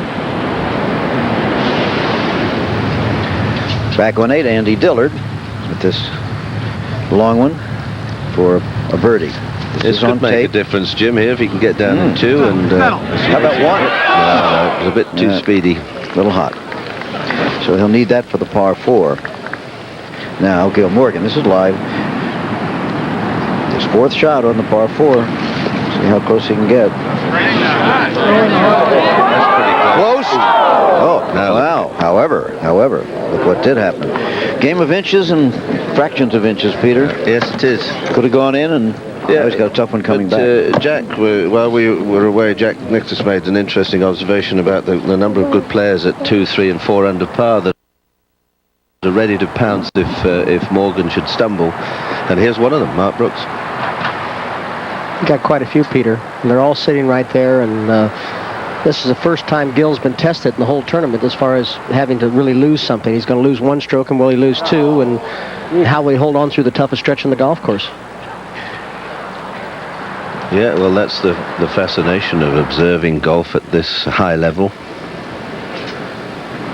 Morgan at the moment is 7 ahead, but for how much longer I weigh? Well, he may hold the putt, and Dillard may miss his, and so it may go on. Here's Andy Dillard for a par.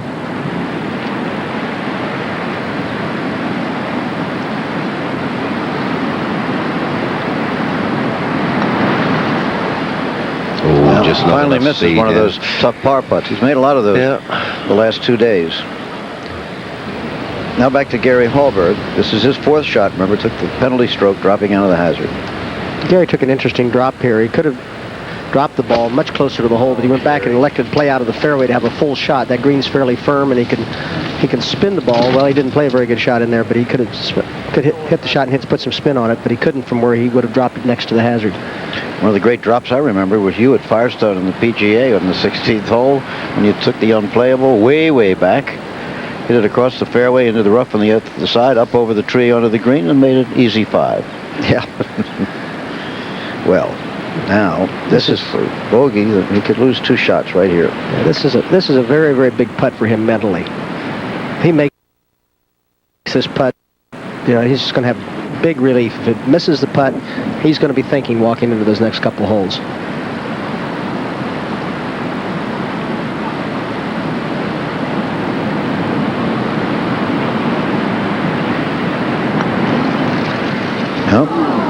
So the double bogey 6 will drop him back to 10 under. Of course, Dillard also lost a stroke.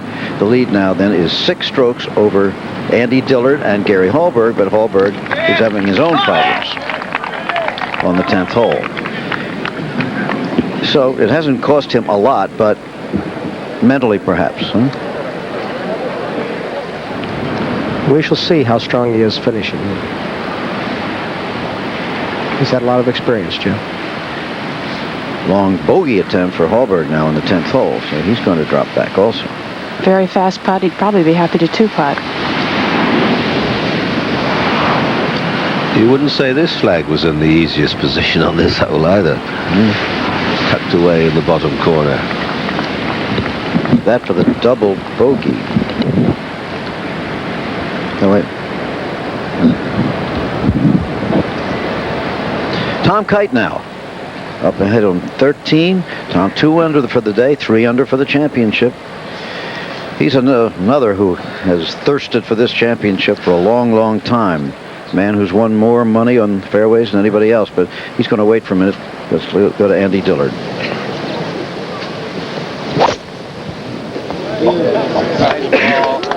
Ninth hole, the first of the 2 long par 4s with the ocean or the Carmel Bay on the right-hand side, but well, they can whoop and holler, but that's going to be a tough shot.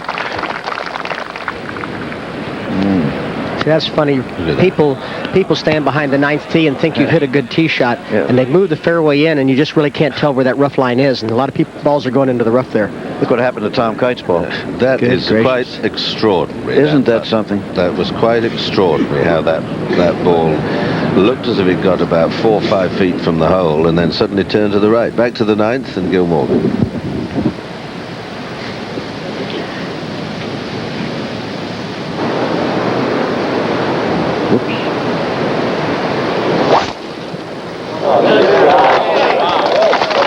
Well, they were cheering that last try, so let's see. I'm not sure that they quite know. It's going to be all right. Yeah. But that one of Dillard's was really nestled in deeply. Sure did. Jack, do you like this hole as much as the 8th? Well, the 9th hole is, I don't like it as much as the 8th, but I like it. I think it's a very, very difficult hole. And as I said, it's 464 yards of fairway slopes from left to right. And it's really very difficult to really judge where the fairway is because you can't see the left rough, you can't see the right rough, and the ball is slipping across. You want to let it slip across because that's the best angle into the green. You're left with a downhill shot, downwind to a firm green over a bunker. Tough hole. I would say so. This is Tom Kite at the 13th Athletic. He's one of the greatest putters in the world, or has had that reputation for years, and he putted it this far wide, but it didn't make any difference. You're supposed to 2-putt these greens at the worst. And Kite, who I'm sure you're tired of us saying has never won a major championship, who knows? It may come tomorrow night as night settles. He may sort of win, slightly back his way into this championship. And there's a few of them with a chance of doing that. As a double bogey could take the wind out of your sails. Something like that, a par putt like that, can pump you up a little. Well, there's Hallberg. And he will be dropping back. Okay, here are the leaders. Morgan by 6 now over Dillard. By 7 over Kite, Woosnam, and the others that you saw briefly.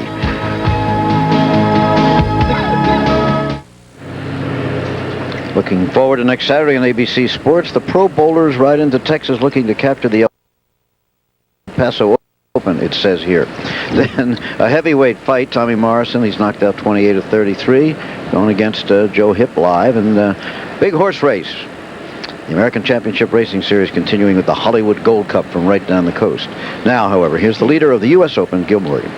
Gil has 210 to the hole. Good lie in the first cut of rough. He's got to put it out to the right. I don't think he can hold it over the bunker. I think he's got a better chance now than he has earlier in the week, Rossi. That wind's coming pretty much just straight across there, isn't it? Pretty much across, Jack, yeah. Earlier in the week, it's all been downwind. It's Jack Nicklaus talking to Bob Rosberg. Stay on line. A little left. Oh, yes. So, comes off a double bogey, and then this one. Andy Dillard has already played his shot, and this was it. Out of the rough, remember? No chance. He had a terrible lie. Just had to get it down in the fairway.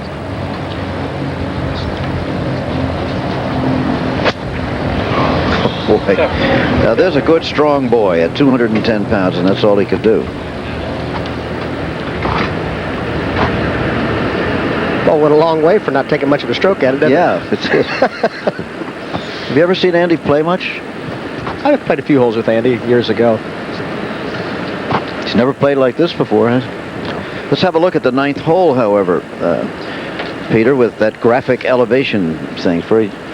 Yes, it just sweeps along the edge of the cliff. It's a very interesting course here. Really, you'd struggle to say that it's a true links course, because you go along the cliffs, and then you've got the hills and the trees at the background, and it drops down at 280 yards and into the hollow and the side hill, and it just wanders along the top of the cliff. It's a very dramatic looking hole. It's a very dramatic piece of coastline. If you drive long, you get onto that downslope, don't you? Well, that's right, and you know, it's just a natural fall of the ground. I don't think there have been too many heavy machines digging up the dirt here over the years. A different wind today, Jack? Really flat lie, though. I think a little bit, Jim. I think we're looking here at more of a pretty much a westerly, or maybe even a little southwesterly breeze, where we've had more of a northwesterly breeze for most of the week, and that's going to really change the holes coming home, particularly 16, 17, and 18, and the third shot at 14 will be dead downwind rather than being a little bit of a crosswind, and it's going to be a little tricky. It's going to help them actually at 9 and 10 now. Is the wind kicking up out there, Rossi? Yes, it's blowing, I'd say 15 miles an hour now. At the moment. More than yesterday? A little more than yesterday, yes. Andy has 140 yards into this hole. Severe downhill lie. Third shot.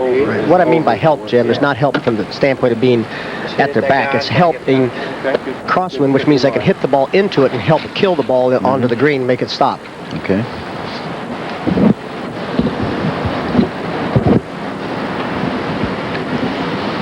This is the Edmond, Oklahoma group. Both of them from the same town. What are the odds of that? Gil Morgan and Andy Dillard. Come on, wind. Now, you heard what he said. Well, okay. Gary Hallberg, second shot at the 11th hole now. It was just a couple of yards longer than the shot he played at 10. Come back. Come on, baby. Come on. Come on. I'm going to talk it back. You hear Ball playing straight downwind right now. Boy, hit that far, didn't I? Yeah.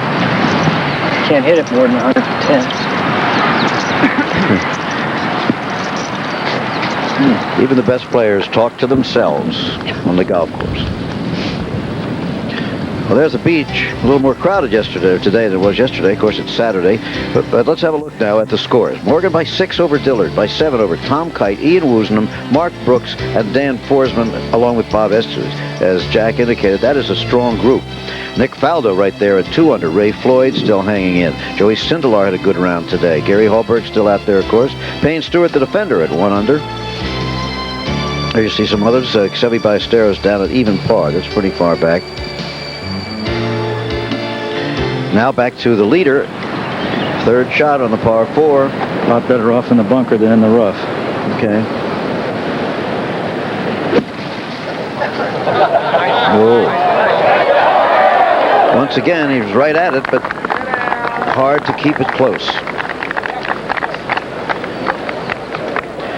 Now let's go way up ahead. This is the 16th hole, and Mark Brooks with a birdie attempt. He's in a tie for third right now. He could move up into a tie for second with Andy Dillard. At least. And Andy, remember, has his troubles.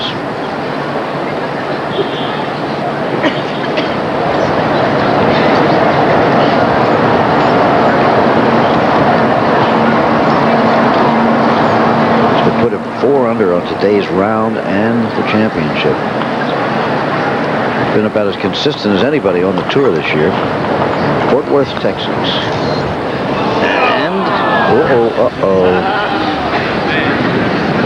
well, there you see the tilt of the 10th fairway. Ray Floyd. 5-iron. 188 yards, playing right to left downwind.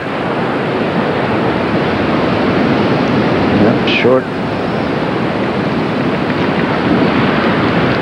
Doesn't look like Raymond's swing to me. I think he's...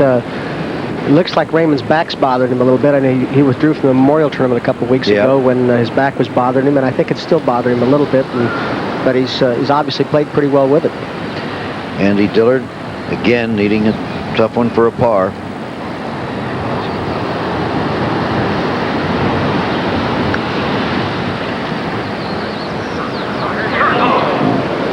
So makes that'll be a bogey 5 to drop him to 3 under and back into the tie with that group. On the 11th now, Gary Hallberg. Here he is. Long downhill birdie attempt. The ball is swinging from his left to right.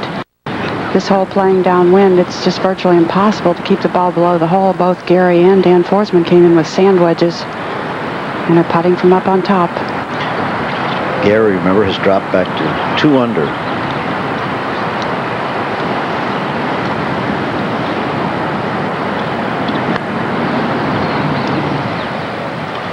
That's big break, huh? Not quite that big. So the par will keep him at 2 under. Now, Gil Morgan for a par. Putt that looks like it's going to go to the left, but I don't think it's going to go very much.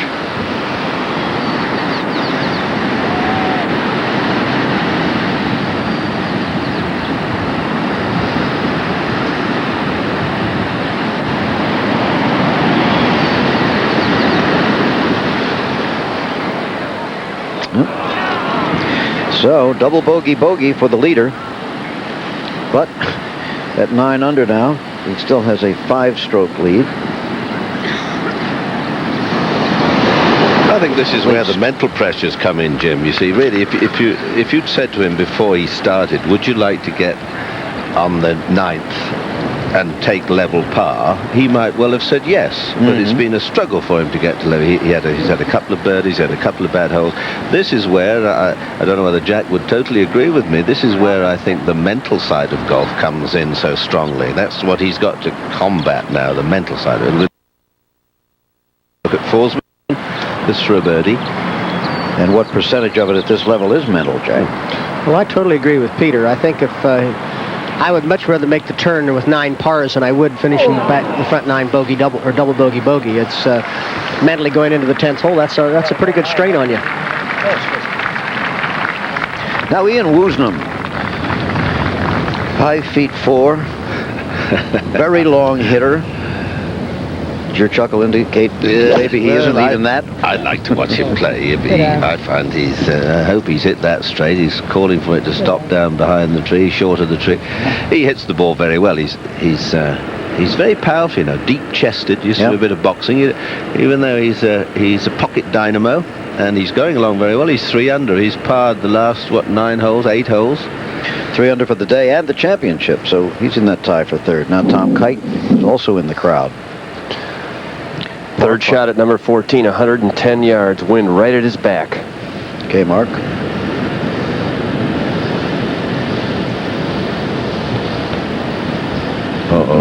Bunker.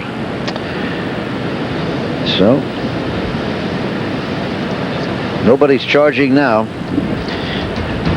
There is the press room, the massed forces of world media having a good time covering the golf championship, checking the monitors to see what's going on out there. Look at that. 52 countries, by the way, are taking our television pictures this weekend. It's easily the most that have ever taken the U.S. Open. Yes, well,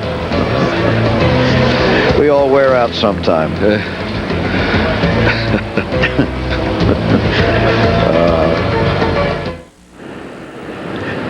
Remember, Tom Kite bunkered his third shot on the par 5 14th, and this was his fourth. Not a good lie, as you can see. Punched it out. That's all he could do. Andy Dillard. All right. Oh, nice one, Andy.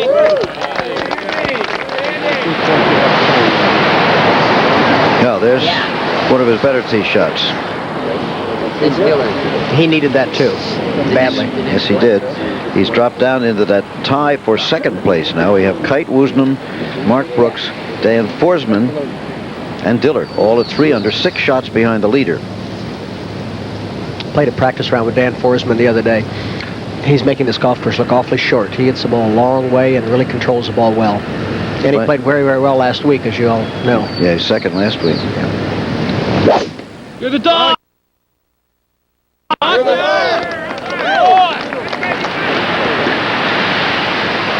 Okay. So Morgan and Dillard safely down the 10th fairway. 10th hole's 426 yards, and obviously the cliff and the ocean on the right. A very sharply pitching fairway from left to right. The bunker on the left is actually not too bad a place to approach the green from. The green opens up a little bit on the left side. Most balls will roll down to the right side of the fairway. If they hit it in the fairway, then they have to play it over the edge of the cliff. And pretty strong hole. It's I remember making 6 there in 72 when I won, and I think Tom Watson made 6 there in when he won. 82 when he won. So maybe somebody needs to make 6 there to win. That's the trick. That's the secret. Okay, again, a look at the leaderboard. Getting more interesting all the time, actually. And this has also struck the interest of Jack Whitaker. We'll have something to say about it. Well, thank you, Jim. You know, there was a lot of controversy here when the first group of Japanese bought Pebble Beach. How could we have our national championship on a golf course owned by the Japanese? It's no secret historically that many people have craved to own the Monterey Peninsula. The Indians were here first, then came the Spaniards, then the Mexicans. And in 1846, John Drake Sloat brought the American Pacific Fleet in, took down the Mexican flag, put up the American flag, and claimed all of California for the United States. 2 days later, the British fleet came in to do the same thing. Isn't it nice that Sloat was here early, or all Californians would be talking like Peter Alice? But since then, the American ownership of this peninsula has been varied and very interesting. The second group of Japanese who own it now have calmed everybody's fears. Everyone we have talked to, people who live in the peninsula here, people involved with the Pebble Beach Company, are high on their praise of the new ownership. An indication of their good faith has been the great condition that this course is in for this U.S. Open. And in the end, does it matter who owns this peninsula as long as you appreciate its majestic beauty? And for this Pebble Beach Links, this public course, it's the common heritage of golfers everywhere. Jim? Okay, Jack, thank you. If everyone was speaking like Peter, cultured, articulate. Mark Brooks at 17. The par 3. That's a very, very difficult shot. He has a little bit of room there, and of course he's not on the green, which is the most difficult place to be. If he gets the ball within 10 feet, though, he's played an excellent shot here. You see, this is an hourglass-shaped green. He's got to come up over the hump there. He's on the section that the pin was yesterday. Mm-hmm. Unfortunately, he's not there today. I hit it too far. Roll back a little bit, but couldn't gather much speed, however. No. Third shot on 18 for Ian Woosnam, who finds himself in a tie for second place right now. Yeah, 4 here would do him a lot of good. He's coming in with the wind blowing from the left off the sea. You can see the flag there almost standing straight out, quite stiff breeze.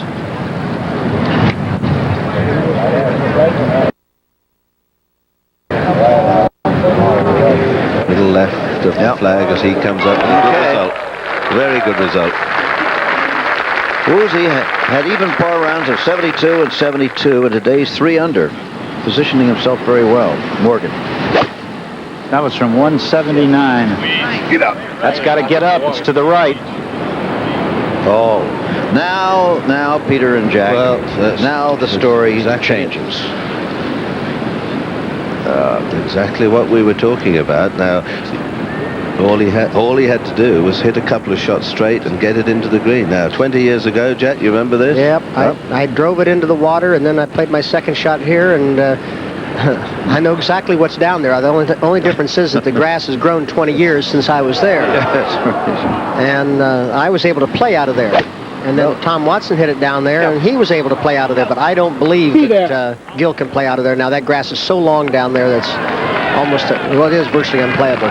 Meanwhile, Andy Diller has a nice shot into this green. He's played a beautiful shot into. That's a very, very difficult pin position. And now, this is 10 years ago, Tom Watson. Tom from the fairway. And matter of fact, Tom hit this exact same shot in the first round we played together. Hit it out to the right and hit it down there and just couldn't play. Yeah, that was down in there. It's just impossible. However, as you pointed out, Jack, both you and Watson won the championship. Maybe it'll be the same story for Morgan. This was Watson for a par that occasion. Now, pretty deep stuff in there, huh? Yes, it is. May never see that again. Yeah, Frank Hannigan, now suppose they don't find the ball. Well, what we've got down there is a lateral water hazard. Yeah. He would then have to determine the point where it last crossed the margin of that hazard, drop within 2 club lengths of that. That would be one of his options, or where it went in, he could also keep the point between where it ended between him and the hole. But because it is defined as a lateral water hazard, there's no question of a lost ball. No, he doesn't have to worry. Well, the ball is lost, but he gets to drop outside the hazard. But not a lost ball type penalty. Not stroke and distance, correct. Right. Yeah, what's happened down there, that's all kikuyu grass down there on the bank. And when Pebble Beach we did the restoration here at Pebble Beach, they tried to eradicate as much of the kikuyu as they can. It's a noxious weed in the state of California. And it can't be planted on golf courses, but it does come up from the cliffs, and they couldn't obviously take it off those cliffs, and so it's just, as you can see by the people walking through it, it's a foot or so deep, but it's just, if you find it, it's, you're better off not playing it. Okay, we'll come back to that. Here's Tom Kite at 15.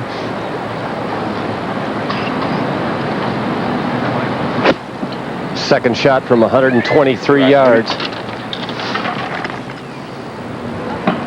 And a very good one. As I recall, down at Riviera, Jack, they put the kikuyu grass in on purpose for the polo field originally, right? And now they've had it all over ever since. Yeah, originally, I don't know what it's put in for originally, Jim, but of course it's basically covered except for the greens. And since that time, it's taken over so many other places. It's such a strong grass that the state has just declared that they don't want it planted anymore.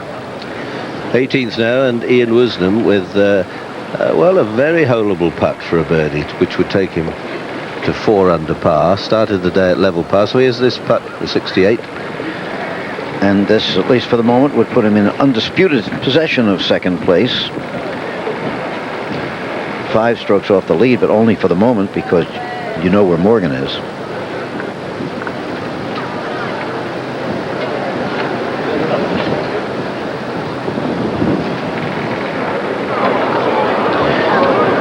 So it'll be 3 under par round of 69. So with 72, 72, 69, that's okay. Now, here's Gil Morgan. He has elected to drop the ball close to the green, right where it crossed. He did not go back to try and get it in the fairway. Dropped it in the short rough. Just try and take a sand wedge. Landed on the front edge of the green. That red line you see on the right is the boundary of the lateral water hazard.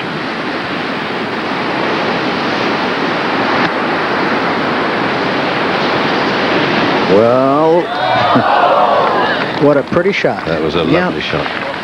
I think that's the last 3 holes he's been right at the hole with his chip shot, but each time it's been fast enough that he has a tough shot coming back. Mark Brooks needing this for a par at 17 to stay at 3 under. Remember, he pitched it over the corner of the bunker. Yes. Ooh, yeah, great putt that was to keep him in a tie for second place. Once again today, 17 is playing as the hardest hole on the golf course. Now Mark live at 18, this glorious par 5 that finishes up the Pebble Beach course.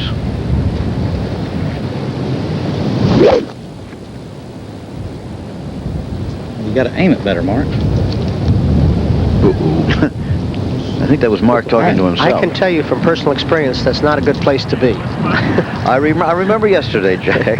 Yes. Hit my second one 6 feet. Well, you were on the side of that bunker. And not really. Just 6 feet. Dillard at Here's the 10th Andy Dillard. for a birdie. This to go into second place. Looks good. Yes! Every time he seems about to crack, he comes back. Andy Dillard is tough. Man who lost his card on the PGA Tour a few years ago, has been scrambling around trying to make just a living. Nothing more than that, and suddenly here he is, second place in the Open again. Ian Wisdom hold his little putt on the 18th to finish with a round of 69 to be 3 under par. So both he and Faldo and, or to a lesser degree, Ballesteros, who also broke 70 today. So the 3 of the top Europeans having a good run in this championship. All right, now Morgan needing this for a bogey to drop to 8 under. So he'll have no more than a 4-stroke lead in just a moment here.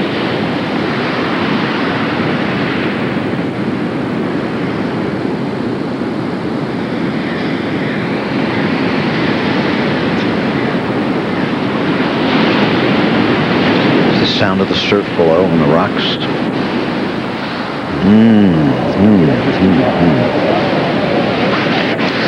Well, the 7-stroke lead is long gone.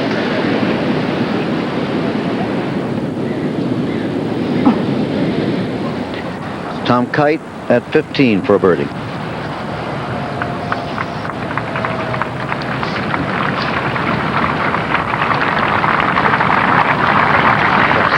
Oh boy. There you go. Could it be Thomas Kite's week, I wonder? Would that be something? That'll put him at 3 under. Now Morgan with a double bogey, and he gets that down. So he loses 2 shots on the hole. That'll put him at 7 under, only a 3-stroke lead over Andy Dillard. We have a championship going on now.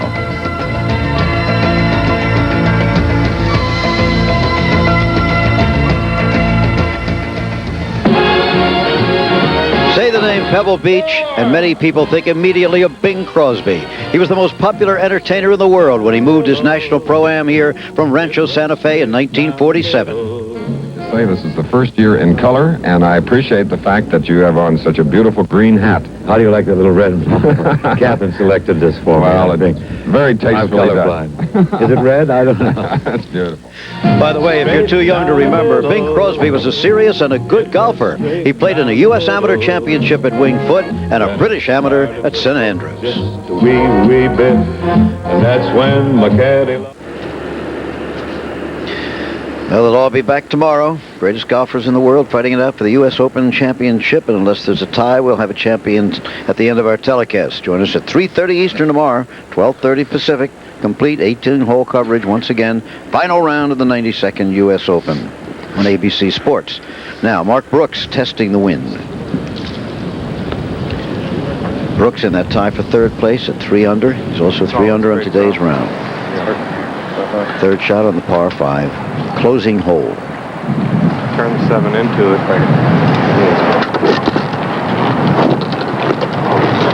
That was some par he got at the last hole. Right? That was equal to any birdie he might have got all day today. Now, you heard him talking there about turning a 7-iron into the wind. Now, with all the trouble on the left, that is a very bold shot to try and play. But, well, we'll see if he can hold. As you see from behind the player, the wind really whipping across now, left to right.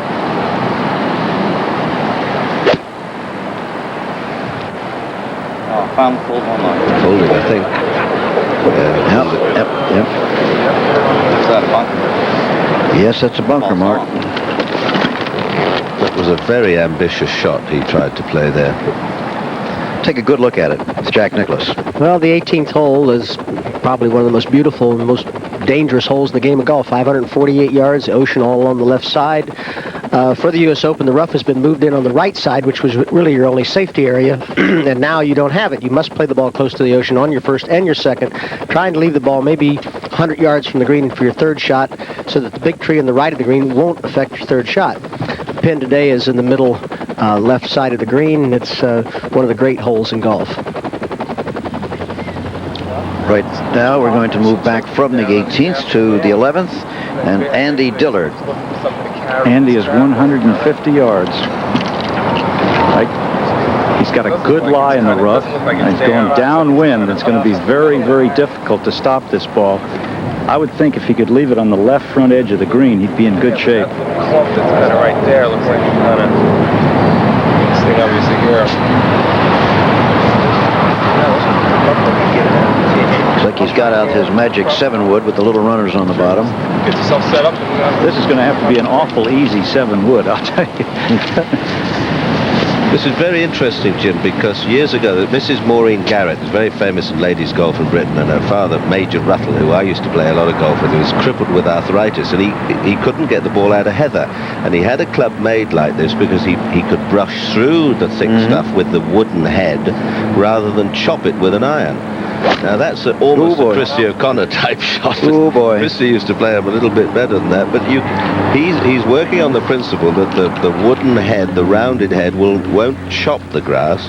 Tried to play a very fancy shot there, maybe too fancy. Yes. Interesting play. Now the leader, Morgan, only a 3-stroke lead. Gil Morgan's 130, and I don't think he has any chance to get to green.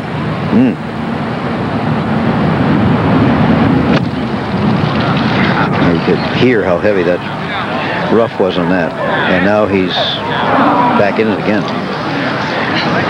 Morgan, remember, got it to 10 under, 11 under, 12 under. He's lost 5 shots in the last 3 holes. A look at this, Peter. Well, he's aiming it well left. You'll notice he breaks the risk of error. He's just trying to play a sort of 9-iron shot with this, I guess it may be a fairly heavy-headed, little small-headed. See how he's picked it? He tries to chop it. He catches it off the toe, actually. Squirts it away out to the right. But he's trying to play a sort of 9-iron shot with a wood. Just slide it through the grass. And if you've never tried it, try it. It works sometimes. My favorite club, Peter. Your old gentleman's persuader. That's nestled a bit. Not a very easy shot here, Peter. No. Well, he's looking at a bogey here, unless he can make that one. That's just about as long as the one he made on the last hole for a par. Now back to Andy. If Dillard gets this ball on the green, it's going to be a minor miracle. It's coming straight downwind. It's going to land it. If it lands on the green, it's going to land in the downslope. Doesn't have a very good lie. You never have a good lie in this rough, really, but he had a decent lie for that shot that he played from back at the 150-yard area. But I think he tried to get a little too fancy. I think I'd have taken a 9-iron and put it up here short left of the green. Tried to make a 4. Well, we tend to forget on this third day of the Open, it's his first U.S. Open. Get up. Go. Come down. Well, Down. oh boy. Still in the rough. Now Tom Kite in trouble in 16. He's got a horrible lie in the right-hand rough, but it's come out well. I would say. Just nestled down a bit at the end. Kite 3 under in that tie for third place with Woosnam, who's finished, and Mark Brooks. Now Gil Morgan. Third shot on the par 4 for the leader.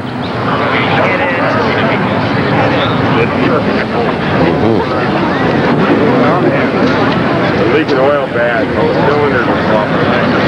Okay, it's the top of the hour, 2 o'clock here in California, 5 o'clock back east, and you can figure out your own if you're in the middle or the mountain states.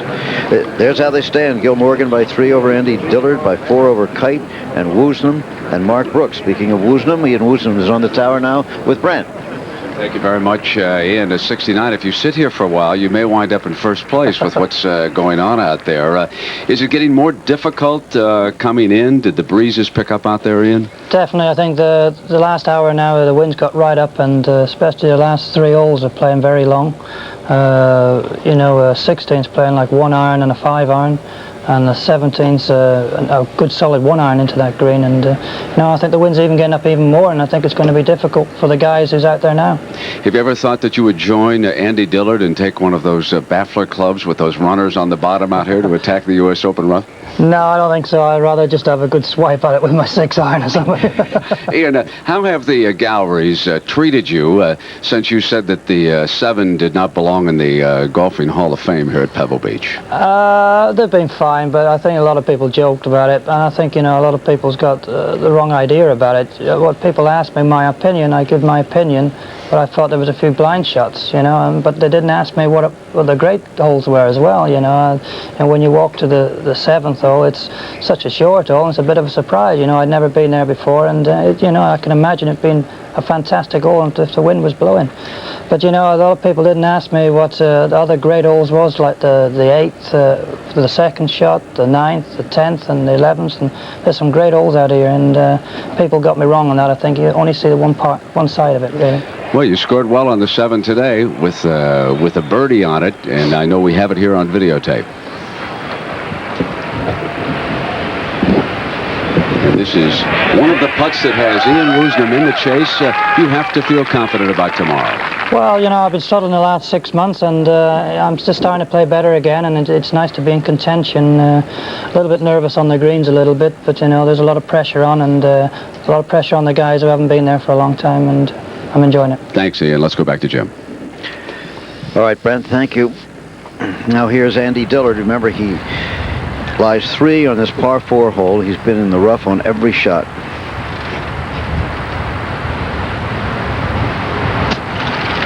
Easy. Hold it. So he'll need that putt for a bogey 5 to drop him back into that tie at 300 par for the championship. That was on tape. Now here he is.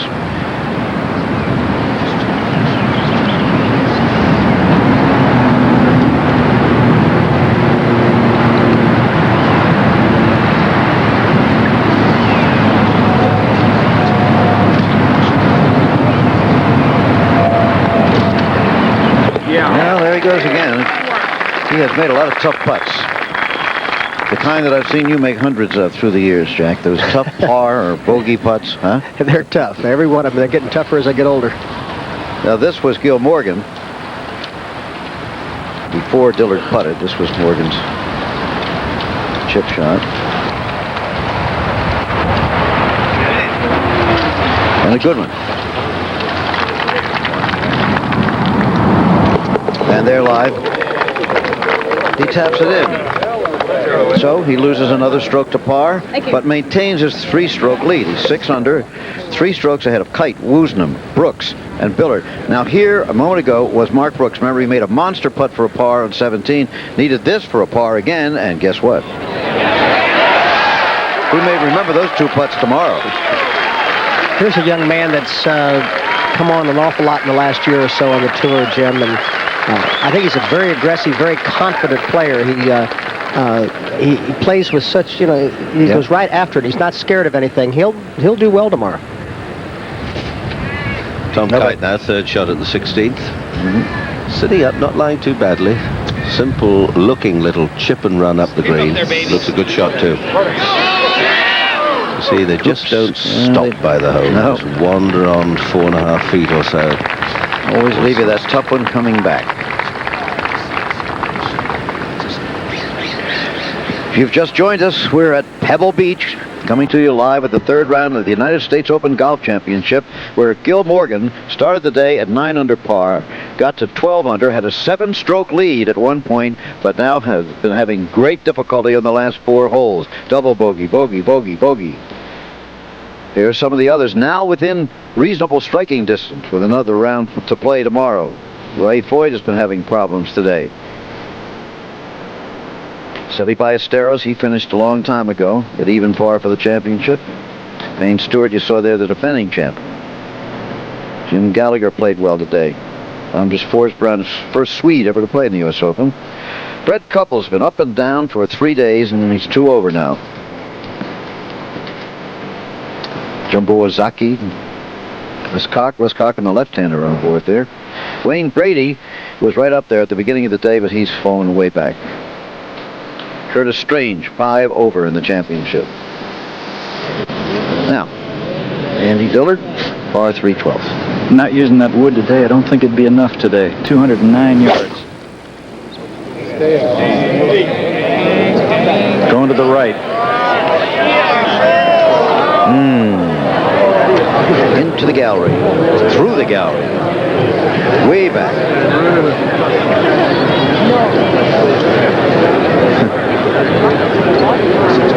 Now up ahead, Tom Kite needing this for a par at 16 to stay in the tie for second place.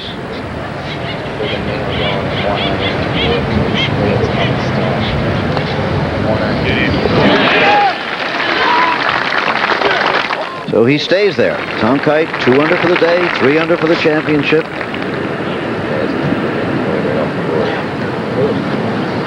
The leader, look at that, 6 over par on the last 4 holes. See what he does on the par 3.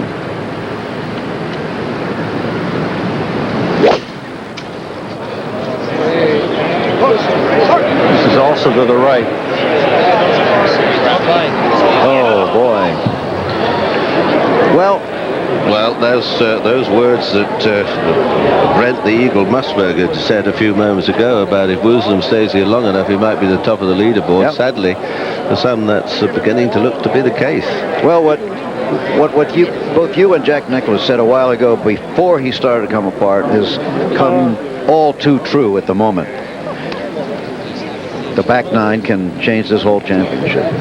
It sure can. It certainly wasn't our intention to feel that way, but, you know, the conditions were ripe for it. Well, Frank Hannigan talked to him earlier today about whether having the lead changes his routine. I'm sure it adds a little bit of pressure to me, to play well and do good at this point in time. Really, I don't think it's going to change my game plan too much. I'm sure there might be something slipping there at times if certain situations with, shots into the greens or something. Maybe play a little bit more conservative at times or a little bit more aggressive at times, just depending on how I'm doing and how the field's doing. So, I'm just going to look at it pretty much the way I've looked at it the last couple of days, is try to play as stable as I can, put it in the short grass all the time and underneath the hole and try to do good. Gary Hallberg on 14, second shot. This is the par 5. Remember, bends around to the right. I didn't get it. That was Nick Falgo was in the tree yesterday. Yes, Judy. Okay. This is on tape. Mammoth shot.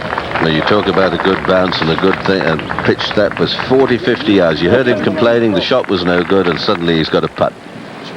Dan Forsman, he's at 2 under. 120 yard third shot for Dan. Go short. This has got to hurry. How many people we've seen in that bunker the last 3 days? Well, they're so used to playing in that green and not having it hold that they're just trying to get it over that front lip. And the only way you can play the hole is you have to get it over the front lip. That's why the USGA put the chipping area in the back of the green, so that you'd have, they knew because of the firmness of the green, that you had to have some place to be able to recover from. And I thought that was a very wise move here on this hole. Going to go back to Andy Dillard on the 12th hole with this trouble shot, Ross. Well, he's got another shot that it'll be a miracle if he keeps it on the green. He's got a downhill lie. The crowd is tramped down the rough. It's not very heavy, but still, if he tries to bump it into the hill, he takes the chance of leaving it there. If he misses the hill like Curtis Strange did yesterday, it's going to scoot across the green. I don't know. I guess maybe you shoot toward the left part of the green with a sand wedge and hope you can get it on and make a 4. You know, Jack, about an hour ago, when Nick Faldo, who had finished, was 10 shots behind, you said Faldo's got a heck of a chance. Right now, he's 4 shots back. I think Faldo's got a great chance. Andy Dillard will We've got some great players that got good chances. Sure. Okay, Rossi. Dillard will be the first to play, so he's just looking it over. Huh? He's got a lot to look over. Well, I was in a position similar to this in the last round in 72 over the green. And I tried to get too cute with it, didn't get it back onto the green, and ended up having to hole about an 8-footer to save my bogey. It's not an easy shot no matter what you try to do. It's hard to, if you carry it on, you're going down the green. If you try to bounce it in, it can stick in the high grass. Rossi's dead right. He's got a very, very difficult shot. Probably making it even more difficult is there where the gallery has trampled it down, and it's very, very flat, and it's going to have a hard time getting the club underneath the ball.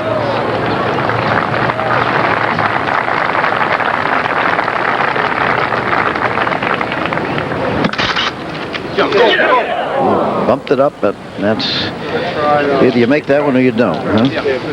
It's pretty hard in that ryegrass to make the ball bounce out of it. Yeah. So Andy, still in the tie for second place, 3 shots out, but having trouble in every hole, and so is the leader. Here he is.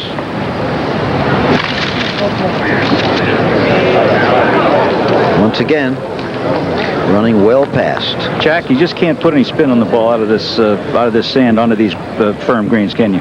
You really can't, Rossi. I don't know. It's a difficult sand. They had problems here at Pebble Beach a long time ago with the sand. Every shot used to bury.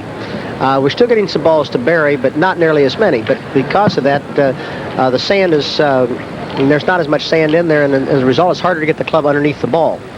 And notice a lot of the fellas are trying to spin it, and they can't, because not only can't they stop it on the green with the spin, but they can't put any spin out of the bunker themselves. Andy Dillard leaving the flagstick in as he's off the green. It's the right to do.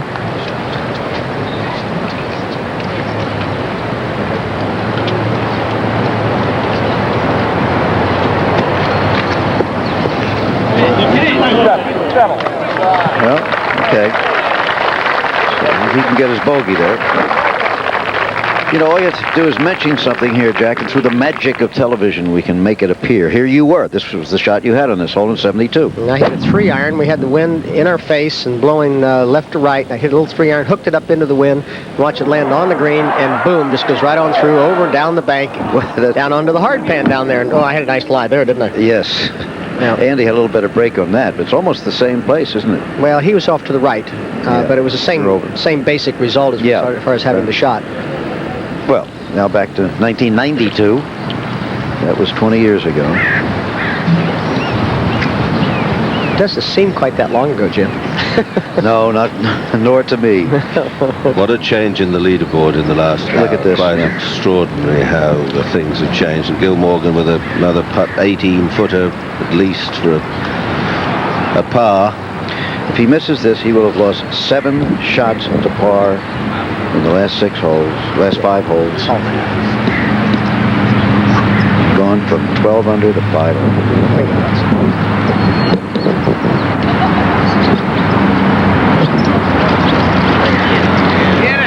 And that's what's happened. So Morgan drops to 5 under. He's now 4 over on today's round.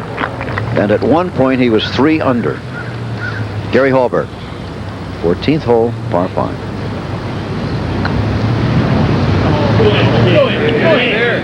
Oh, boy. Really left that short. Tom Kite on 17. Here is the dramatic 17th hole. The opens have been decided here. Par 3. 221 yards. Right into the wind right now, playing very long. Don't bury. Bunker.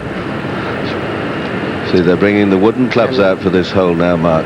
Unfortunately, it did bury. Yeah. Duffy Waldorf, he's 2 under. Just 3 shots out of the lead now. Even par for the day. Earlier rounds of 72 and 70.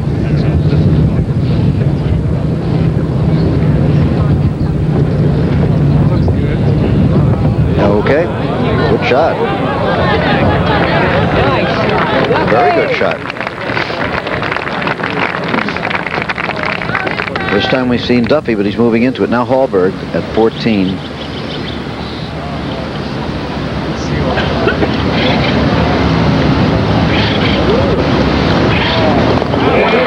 Safely down.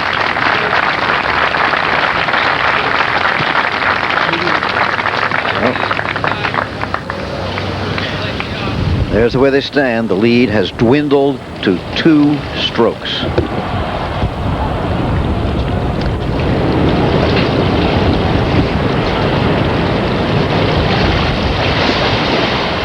Now Andy Dillard on the 13th tee.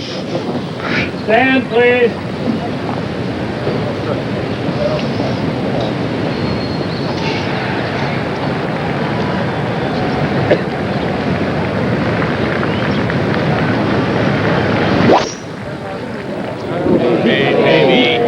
Kick right.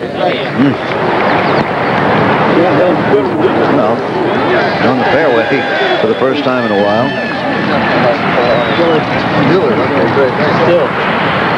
Look at this.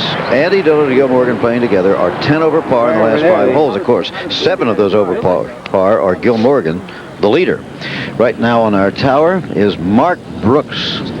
And we're going to talk to him after Gil Morgan tees off on 13. Crowd liked that one better. There he goes. He's not lacking for support from the gallery as the lead dwindles away, hole by hole. Now, Mark Brooks with Brent Musburger. Jim, thank you very much, and happy to be in here with a 69, sitting at 3 under par. Mark Brooks. Mark, conditions are getting very tough on the back 9. I think you're lucky to be off the course right now. I'm very lucky, and I made a couple long par putts in the last 2 holes, and I feel even more fortunate to have those going. Well, you did something here at 18 that I know we want to take a look at. Tell us about it. Well, actually, I hit a 1-iron off the tee, which I think was a proper play, and put it in the rough anyway, and got a good lie, and moved it down far enough. I should have really hit 7-iron. I tried to squeeze it in, and I pulled it left, and actually hit a pretty good bunker shot to get there. I thought you were a touch greedy. I think that's how Peter Allis described that shot from the fairway, but why not? You're a Texan. You got it to 5 under, birdied 5 in a row. You really had it working on the front side. I did. I had a decent putt at 7, maybe a 12 to 15 footer, and I realized on this golf course it's very important to get the first 7 holes as many under par as possible, and when you step on the 8th tee, you've got a lot of work to get to the house. A lot of work. Are you surprised at the way Gil Morgan has suddenly collapsed? Well, I don't know if I'd call it collapse. He's having a hard time, and if he regroups and plays the last 6 holes, say 1 under par, he'll still be leading, and it could still have a 2 or 3 shot lead. And he's probably going to be more comfortable with a 2 or 3 shot lead opposed to a 7 shot lead. Good luck tomorrow. Thank you. Back to Jim. Might remind ourselves that although Mark Brooks missed the cut the first 4 times he played in the U.S. Open 2 years ago, he tied for 5th. Tom Kite.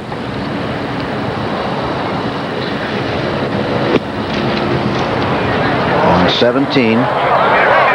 Is that a good bunker shot? He's playing with Hale Irwin, and this was Hale's second shot. So remember, par 3 17th with the hourglass-shaped green.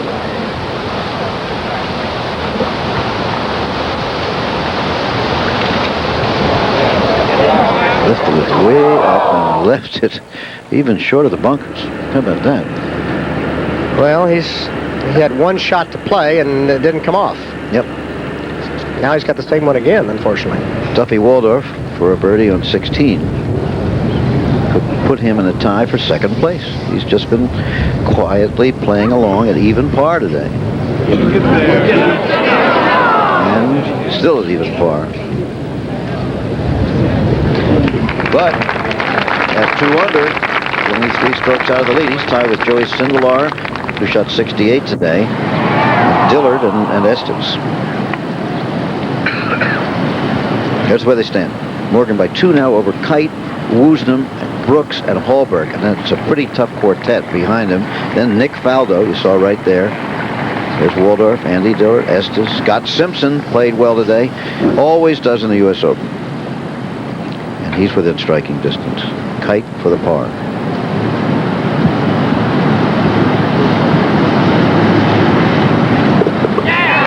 All right. So he remains at 3 under.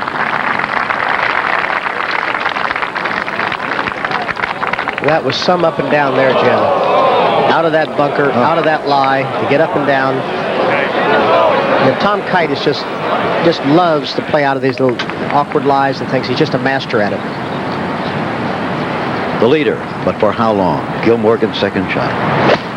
That was from 122. You're right.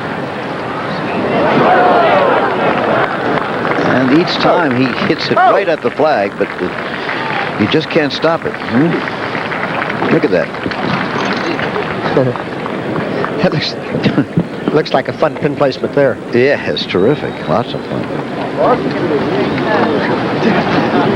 Trying to manage a smile and maintain his cool. I think this is Gary Hallberg up at 15.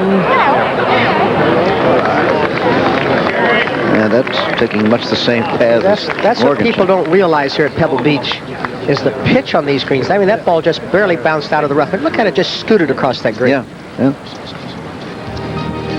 Okay, well, as you would imagine, we will return with more golf action from the U.S. Open after this message and a word from our ABC stations. Tap in for the 4 to remain at 5 under for this championship. Now Andy Dillard, who has dropped out of second place now. He's 2 under. Well, this goes on alphabetically on the bottom, and we'll show you some scores. This does not mean all these people have finished. This is just the way they are now, whether they finished or they're still out on the golf course. Russ Cochran, low left-hander in the tournament.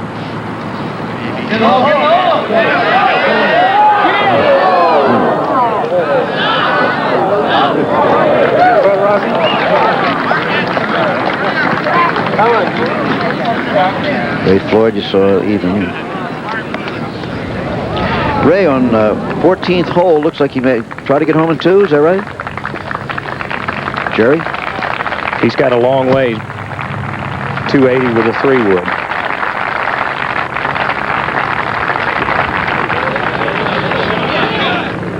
Ooh, did he get home, huh? Boy, what a shot. This hole's worth a closer look. Jack? 565 yards. You try to stay close to a tree just off the right of the tee and stay as close to that bunker on the right as you possibly can. Drive the ball right in here in the neck of the dog leg. Most people would play it short with about a 100-yard third shot, but today the hole's playing downwind, and it's possible with a big tee shot to get home. And if you do try to get home, you've got to try to get it up that little neck that Raymond just hit it up, and the ball will bounce to the left. This is one of the most difficult par 5s that I think I've ever played in the game of golf. If you miss the fairway off the tee or you miss the fairway with your second shot, you're staring 6 in the face. And today, if you can get it home in 2, you've got a chance for eagle. Well, look at Ray Floyd. He started the day 4 under. He's dropped back to even par. He's 4 over on today's round, but he's in it all of a sudden. Oh, he's still well in the middle of the golf tournament. He's knocked it on the green here. He's got a chance to keep himself right in position. Hallberg on 15. This is for a par, not a birdie. He's got it. To remain at 3 under, tied for second place with Tom Kite, Ian Woosnam, and Mark Brooks. Woosnam and Brooks have finished. Kite and Hallberg have not. On tape, Andy Dillard.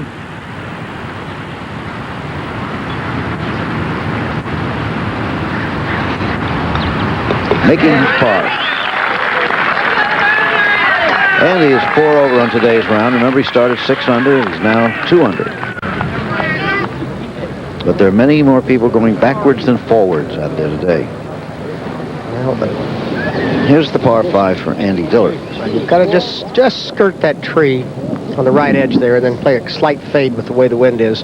You get it right over the edge of the bunker and you get it up there pretty far where you have a chance of getting it home. I don't think Andy's trying for that. It looks to me like he's trying to just hit it in the fairway.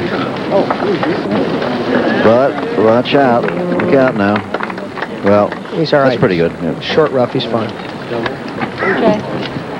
It's like, oh, dang. Andy's had that kind of slow smile on his face all the way around on how he feels inside.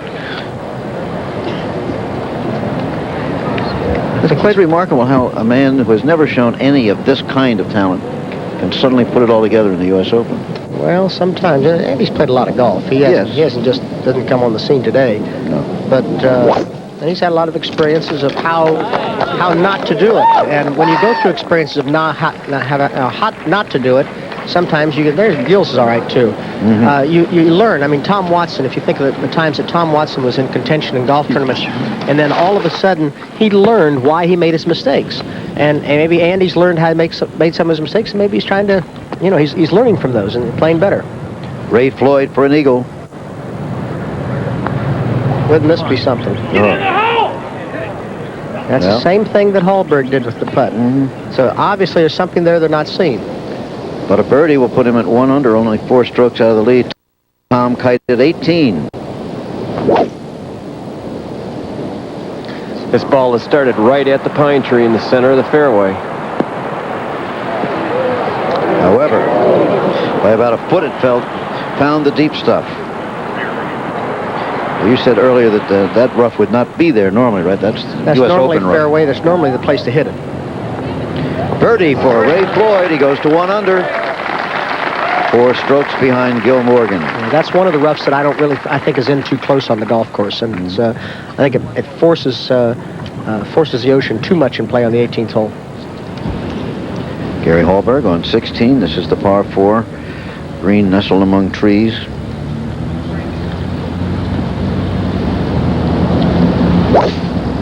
So he's just been hitting the ball very well, and this is another good shot. Yes, it is, Judy.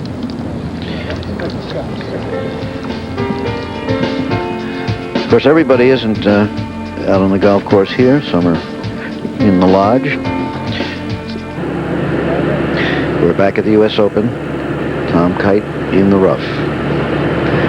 Next Sunday, a week from tomorrow, going to have the Miller Genuine Draft 200, fighting for the year-long title.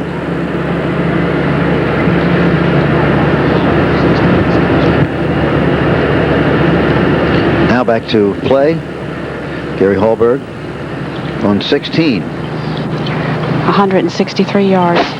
Wind coming from Gary's left and hurting him just a little bit. As good as you look, baby. Wouldn't take the big bounce they normally take there towards the hole. Blowing hard up there.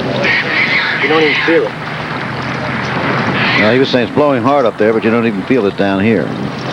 No, it's the wind's in your face pretty good at 16. It's a very awkward second shot when you're the elevated second shot to the greens down, and you're hitting the ball into the wind. And it's hard to judge the second shot. And it's hard to get it all the way to the hole there, Jim, because the penalty behind the hole is very, very severe.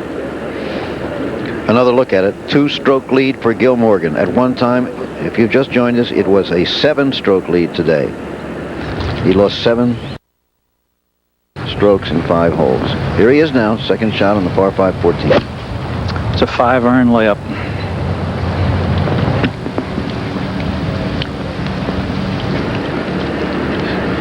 Stopped just about where it hit.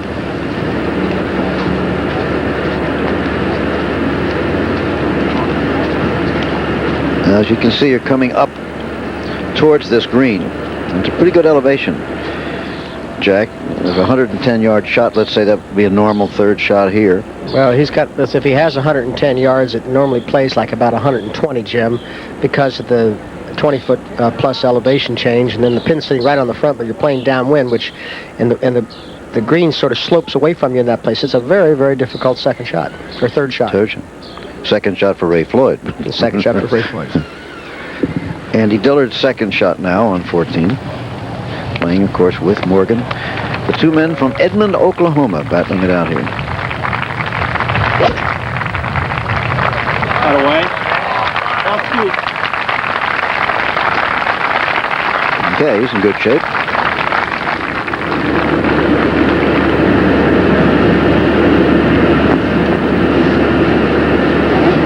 Now, Gil Morgan. Gil Morgan has 120 yards to the hole.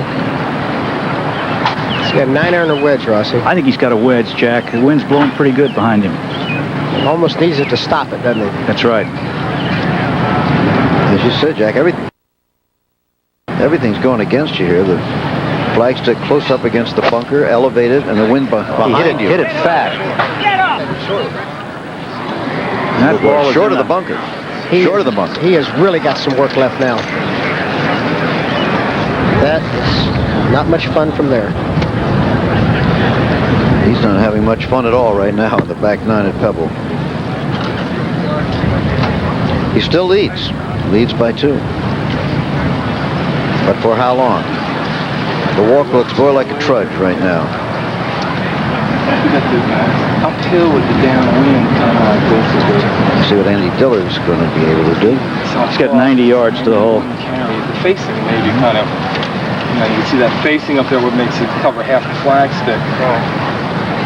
You said earlier, Jack, that a lot of them are just trying to keep it too snug to that bunker for one thing, right? Well, you've got to get the ball over the bunker. I mean, that's the cardinal sin is to be short. That's why I said earlier that the USGA gave that little fairway pad behind the green, so if you did play it long, you have some chance of recovery. Probably the smallest area to play to on the golf course, because the right-handed part of the green for a third shot is virtually worthless or useless, and then just this very small little left pad, and it goes away from you over the bunker. It's just a very, very tough little hole.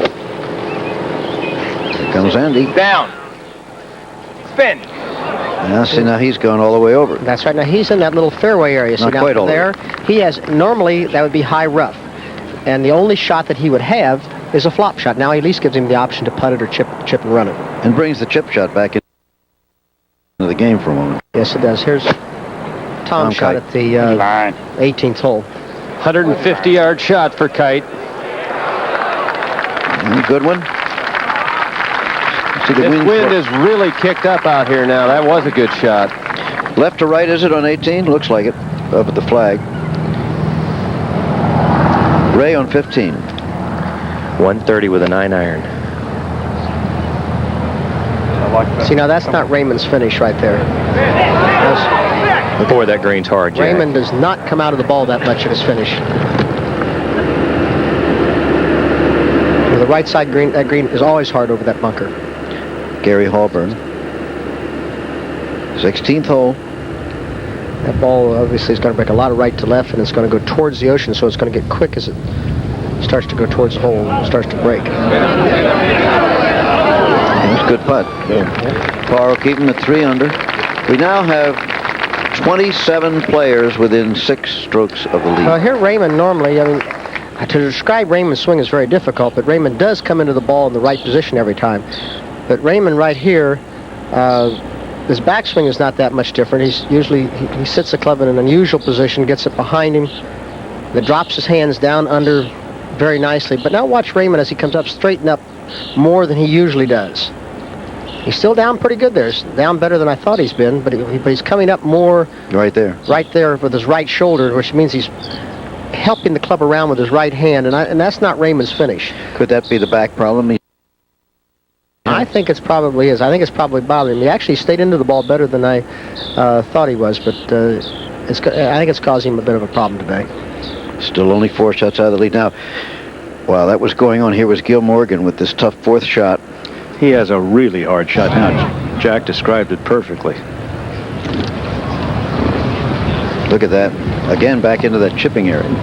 He just hadn't have a shot from there. I mean, to keep it on the green from there, he just had to be, he had to do what Andy did yesterday and hole it. The hole, the pin's the only thing that's going to get in his way. Now Morgan's got to try to get down to 2 from there to lose another stroke. And see the lead shrivel to 1. We've virtually got about 8 guys in the lead right now. Yep. There you see it. That's where they are. Yes, she said Sevy's looking a little closer than he was about a half an hour ago. Remember when we said Sevy was way back? That's right. None of these fellas are way back anymore. No, Davis Love. Even these people. And so many good players among them. A closer on a championship. Now back to Gil Morgan. He's going to putt it. I think that's the right play from here.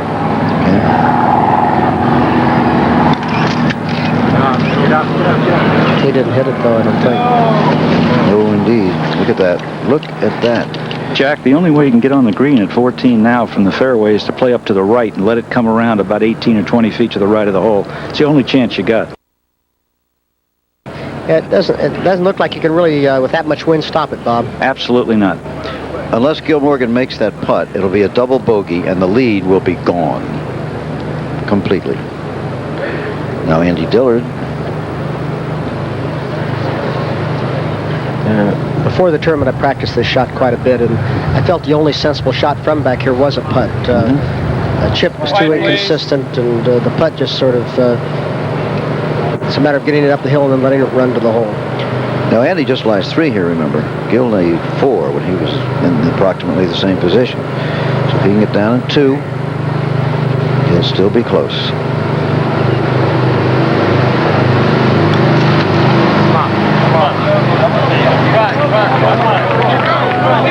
Yep, he's short too. Yeah, it's not a bad play from there, though. Now, meanwhile, up ahead on the 18th green is Tom Kite with a birdie putt. Well, let's see, that could bring him to 4 under. If Morgan makes a double bogey, he'll drop to 3. Tom Kite could take the lead with this putt. Earlier rounds of 71 and 72 for Tom, but today he's 2 under.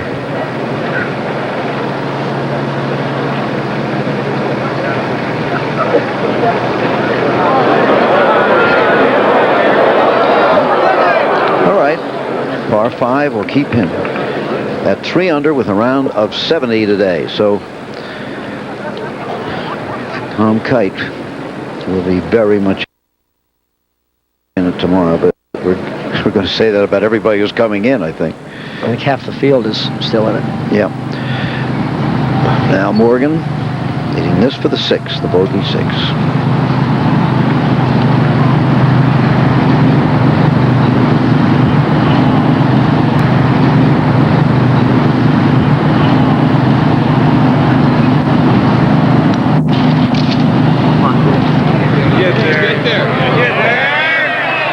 The lead is totally gone. A double bogey 7. He drops to 3 under. We have a tie for the lead among Morgan, Tom Kite, Ian Woosnam, Mark Brooks, and Gary Hallberg.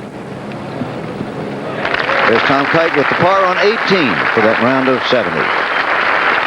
44 players now within 6 shots of the lead. That's more than half the field. That's 2/3 of the field. Almost half the starting field. Yeah, that's right.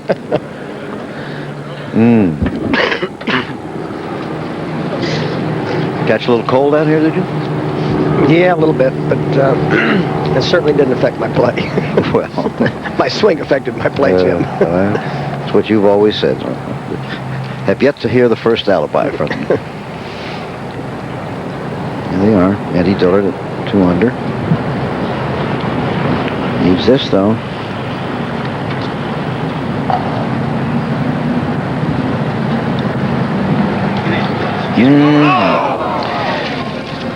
So he'll drop to 1 under, but he's still only 2 shots out of the lead.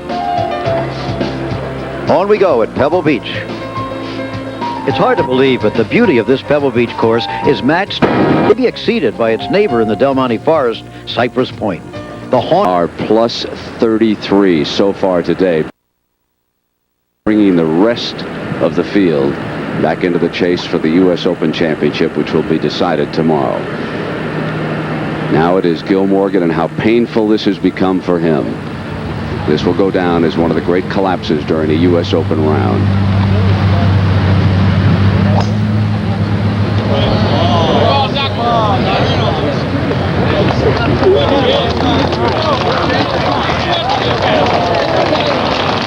And it continues as Pebble Beach, arguably the greatest golf club and course in the world, is suddenly embarrassing those who would come to conquer it.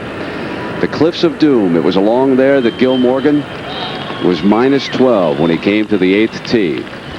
It's 3/4 of a mile down there to the 10th green. He went double bogey, bogey, double bogey at 10, and it continued. As we take a look, in case you just joined us, at 8, Steve Melnick, this is third shot. Played it beyond the green, had an impossible shot going down the hill. And out of respect to that, left it there.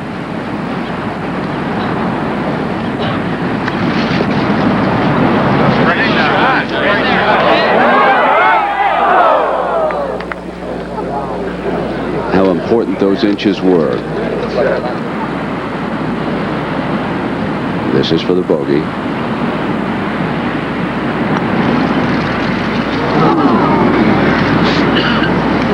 And it seemed innocent enough that he would go to still 10 under par and was very much in control. But his problems just began. Then in the deep bunker here at 9, his third shot. Just a tough bunker shot. Played a reasonable shot, but it kept on rolling.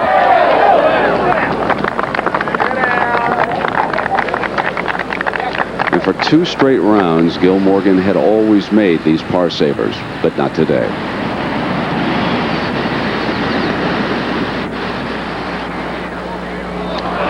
Finished double bogey, bogey for an outward half of 36. And at the 10th, the second shot. Get up. And down into the Kikuyu grass. After taking a drop, this was his 4th shot.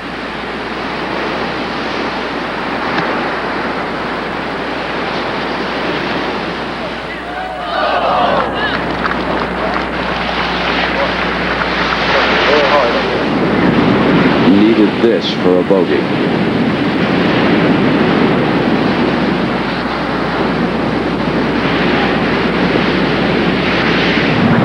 And the troubles weren't over. At 11, his second shot from the U.S. Open rough. Where for 2 days he drove the ball in play, today he started to spray it.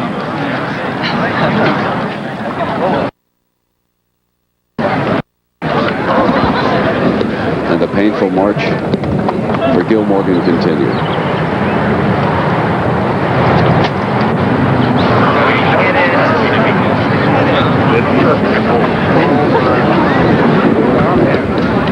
Leaking oil bad.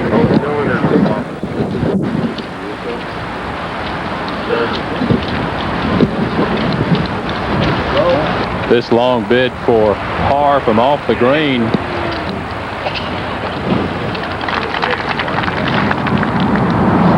So the double at 8, the bogey at 9, the double at 10, the bogey at 11.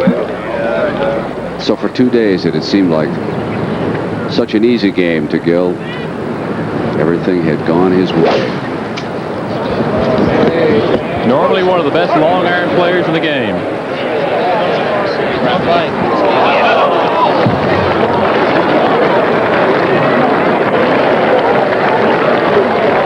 Great drama has unfolded at Pebble Beach in each of the last 2 previous U.S. Opens, as you're more than aware, with Jack Nicklaus and Tom Watson staging dramatic wins. And for much of 3, at least 2+ rounds, it looked like this would be a walkover for Gil Morgan. But Pebble Beach is much better than that, and it has an answer for anyone who would come to dominate it.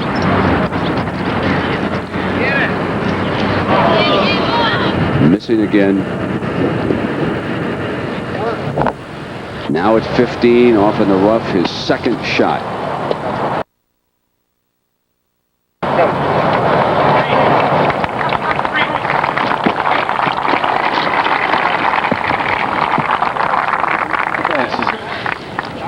So we are now looking live, and in some ways, this man alone has produced this great drama, hasn't he? Brought everybody back to the chase. A little pitch shot that's going to break extremely to the left when it gets up by the hole.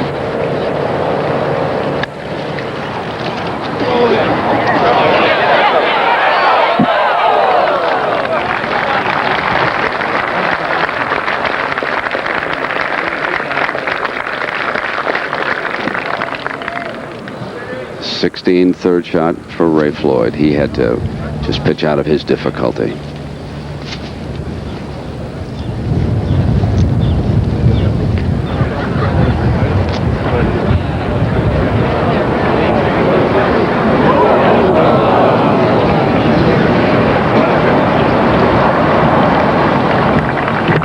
Gary Hallberg for par at 17, nibbling away. Remember now, he's going for the lead. Those fellows at 3 under now are tied, and he's one of the 5. Back now to Andy Dillard. This is his third shot. If you think you've seen a fast green, keep your eyes on this one.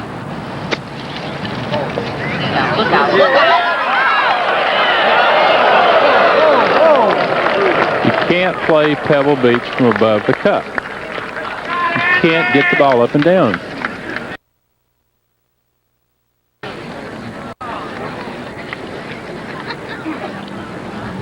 So, Jack Nicklaus, what a turnaround we have had in this competition. And I can't get over how you said to me about an hour and a half ago when Nick Faldo finished his run that you thought Faldo had a chance to win the tournament. And our leader was at 12 under par, and I thought you had gone a bit batty on me, sir. Well, I've played Pebble Beach before, Brett, and I've seen things happen here, and many strange things happen at Pebble Beach. And, you know, I knew that the pressure was on Gil. I knew that he was going to have a hard time going through the stretch that everybody else has had a hard time with. If he could handle it, he could win the golf tournament. If he couldn't handle it, you know, he's still all right. Gil is still leading this golf tournament. I mean, he's not in that bad a position. He's just had a lot of the same problems that everybody else has had. And when you add up the total score, they're all basically about the same. But Nick Faldo was right there, along with many other fine players. And this golf tournament is anybody's golf tournament now. But, you know, Gil Morgan can still regroup himself and come back and play.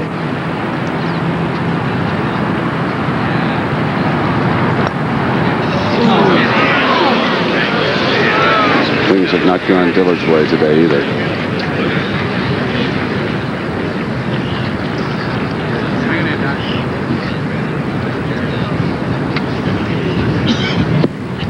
So now Morgan can fall completely away.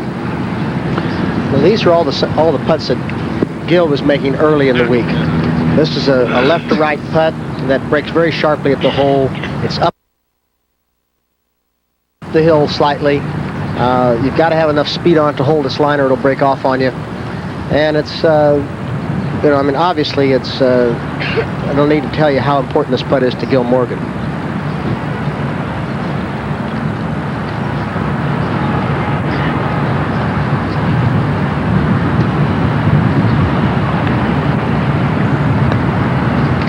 Get in there. Nice to see. So one of those tied is Tom Kite in today at 70. He's with Jim McKay. Jim? Tom, congratulations. A fine round. 2 under par of 70 today. You know, I remember you were in Baltimore a couple of weeks ago with your family, so your daughter could see the U.S. gymnastics trials. While you were there, you sounded pretty confident. I think you told somebody, if you're looking for a good bet in the Open, you could do worse than me. What made you feel so confident? Well, Jim, I've been playing well. I really started playing well, you know, after last year, and this year has been kind of a nice Tom Kite type year that I'm pleased with, where I've had a lot of high finishes, one win in there at Atlanta about a month ago, and a couple of good tournaments since then. And you're right, I tried a little different approach. I just totally got away from golf while we were in Baltimore. Went up there, little family vacation at the gymnastics trials, and played a little bit of golf, but really didn't work at it much at all, and got totally away from it, and just trying to sneak in here. Well, I know that you can identify a bit with Gil Morgan and his troubles today after what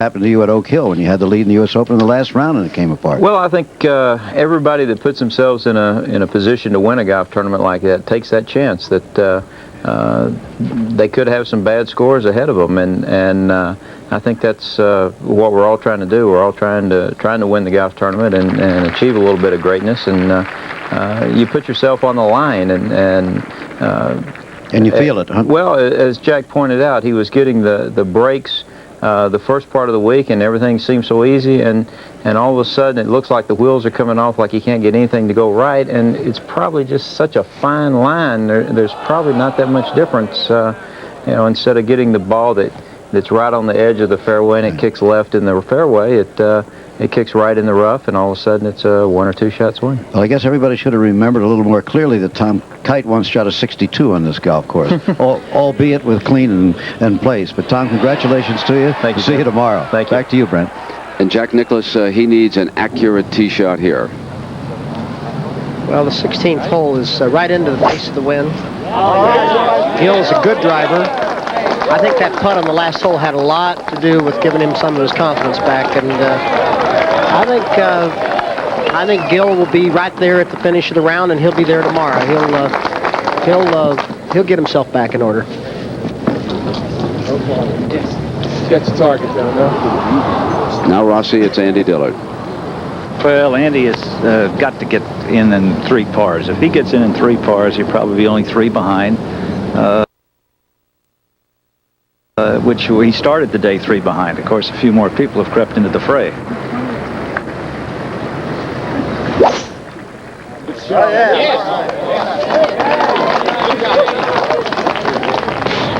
Well, of course, when players lay up on a number of the driving holes, Andy hits the driver 12 out of 14 holes. From up above, we get word that Raymond Floyd just moments ago had some difficulty and bogeyed it, and on the 18th tee, Gary Hallberg with his tee shot. In behind that tree, and some of the fellows who've been here this week have been able to take it to the right and hook it around and be in real good shape. So there is our story. What a day this 3rd round has become.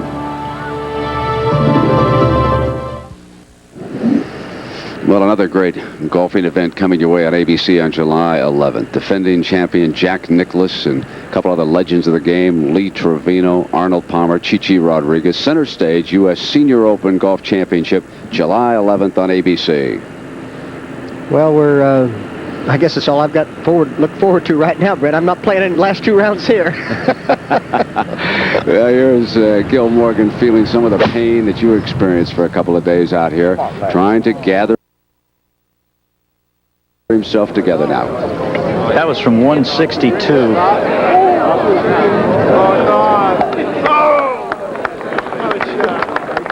Second shot, Hallberg at 18. He's going to start close. Brent, he split these trees off the tee with an iron, and he's really got a problem here. He's looking right, but the shot may be left out over the water and let it cut back. If he hits it right, he's got to hit a huge hook.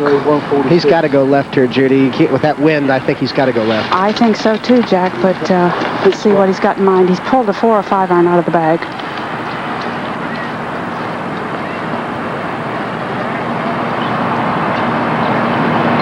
He's going left.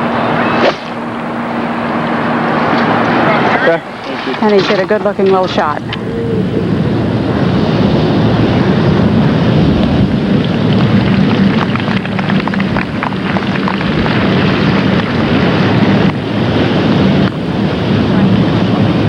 Here's Floyd at the 17th tee. Hole playing 221 with a 2 iron.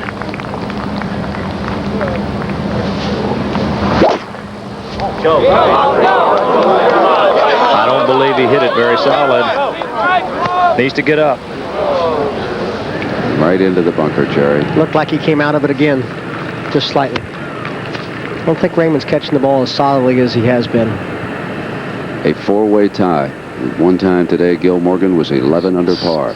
Kite, Woosnam, and Brooks. Now sitting here,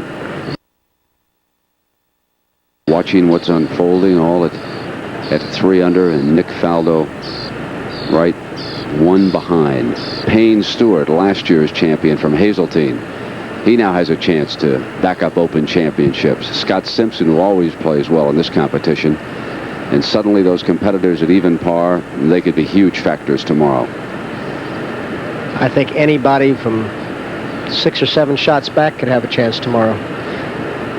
I know that I was playing, I played with Tom Watson and Hale Irwin the first 2 rounds, and I know that Tom wanted to make the cut very badly. He was 4 over par, and I know he felt like if he would made that one last cut to get 3 over, he had a chance to get himself back in the tournament. And I think everybody has a chance to get back in.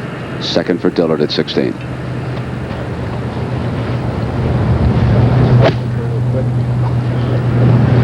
Stay up. Stay up. Softly. Softly. That bounced that. Well, Andy's having his problems, obviously, and he's now, it looks like he's kind of forcing it a little bit. 16th hole here is 402 yards. During the Open, they've eliminated the fairway to the right of that bunker, and so the only fairway's down the left side.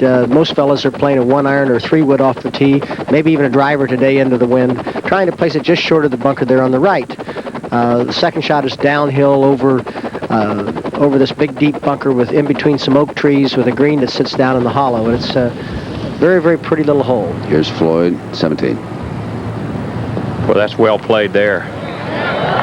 Beautiful. Well, if Raymond's back's bothering him, it doesn't bother his short game at all. He's got one of the best in the business, Jack. Oh, he's fabulous. Always has had it.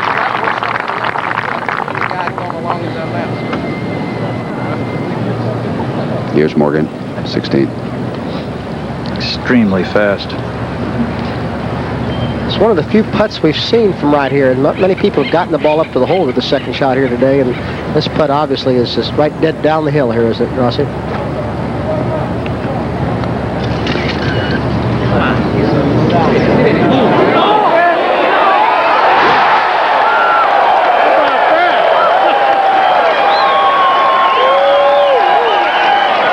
Well, back to round 1 and 2.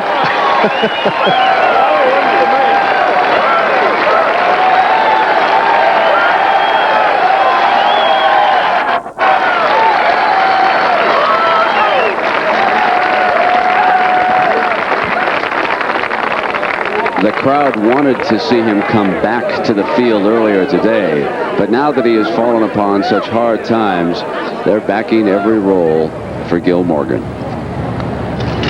It's amazing when you're out there playing golf and the different emotions of the gallery. And the gallery wanted to see a golf tournament. Now they want to see him come back and play well. Nobody's really rooting for or against somebody under those circumstances.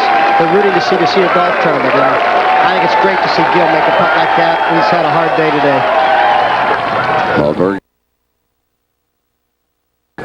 coming down 18, and here's his third shot.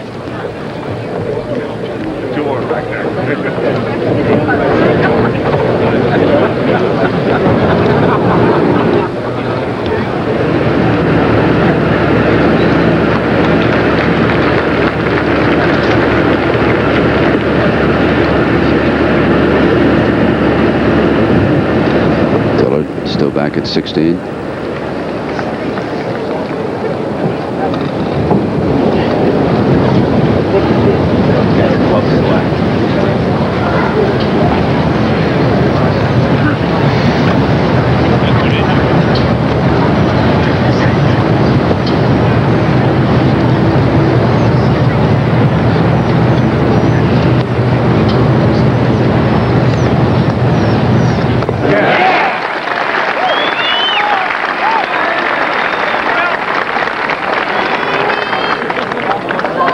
So Gil Morgan, who gave away a huge lead after becoming the first U.S. Open competitor to ever reach 10 under par, is now back in the lead. And we'll return after this message and a word from our ABC stations.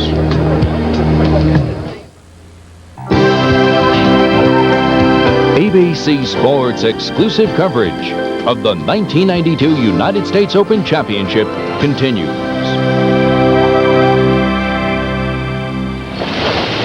And included in those 7 groups, Mark Calcavecchia and Duffy Waldorf, Fred Couples, Colin Montgomery, Wayne Grady, Raymond Floyd, and of course the struggling Andy Dillard and Gil Morgan. So it's been very tough for the groups that have gone out late today here at Pebble Beach. And now it is Gary Hallberg.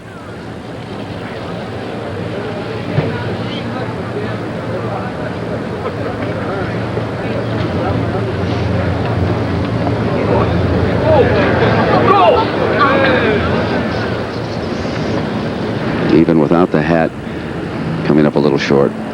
Morgan has reached the 17th tee. So 1 iron, 221 into the breeze. He's lost it way to the right.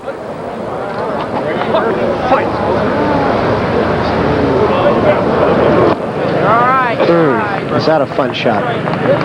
Wow. Hallberg for par at 18.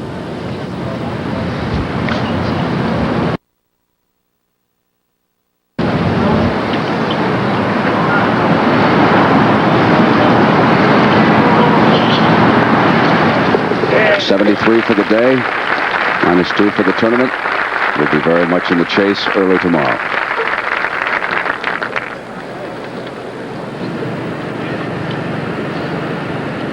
At the tee at 18, Ray Floyd.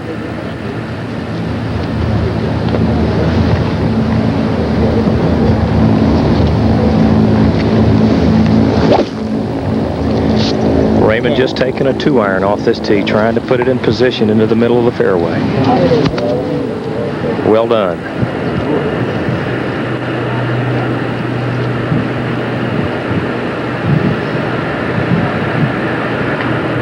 Dillard. He has his 3-wood out here.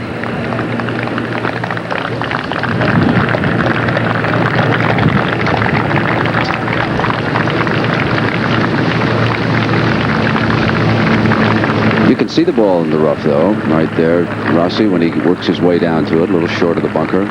You'll see what kind of a lie he has when you get to it. And now you notice a little quickness to Gil Morgan's stride suddenly after that birdie. Your 17th hole here is 209 yards into the wind, playing about 221 today where the pin is and where the tee markers are. Tough hole where Gil's hit his tee shot. Gil should probably just hit the ball and try to hit it through the little hourglass to the left of the, or through the narrow part of the hourglass to the left side of the green there. And look who we found, 1972, rattling that flag stick. You guys are going to keep bringing back all these great memories and going to have to make me comment on them, aren't you?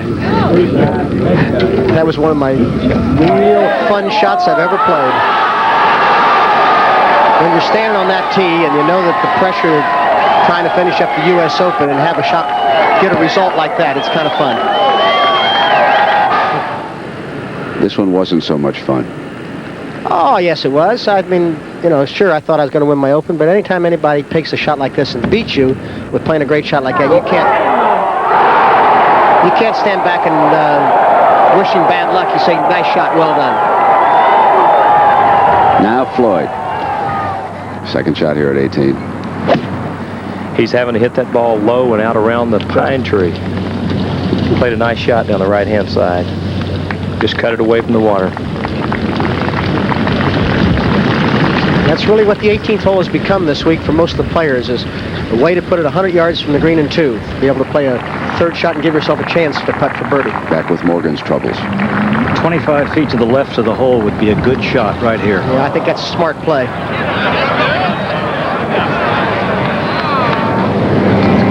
That's the only play he had, Rossi. Oh, absolutely.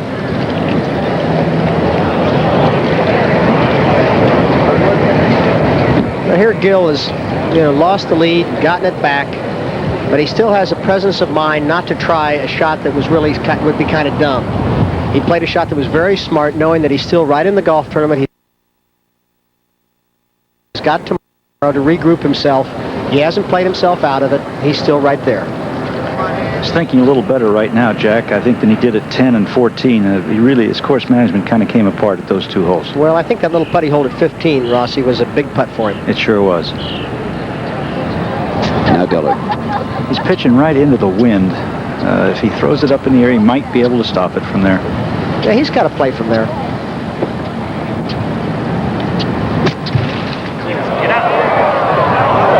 That's what you tend to do, though. You try and get under it so much, you kind of slip right under it.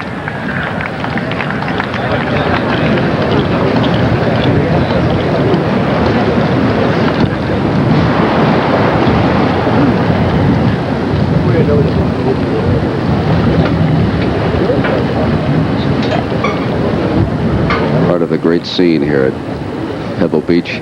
It's had an eerie quality. You can't be surprised at what's happened around here. This mist that has hung in here all week. You know, I hate to think what would have happened this week if we'd had good weather. If the sun would have come out, the wind would have come up and dried the course even more. With the trouble the fellas are having, could you imagine the scores that might have been shot? With this rough and as firm as the greens are, the scores would have really been high. We've actually had ideal weather for scoring, and that may sound funny, but we have had.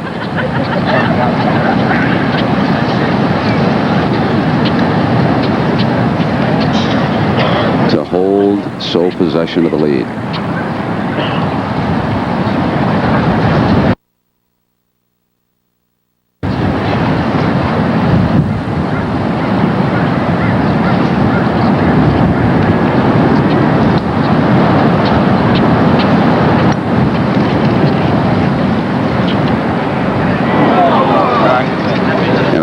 Tie. Pretty good roll, though. Good positive stroke. I would think after that tee shot, he shouldn't be. He's not too unhappy with 4 on that hole.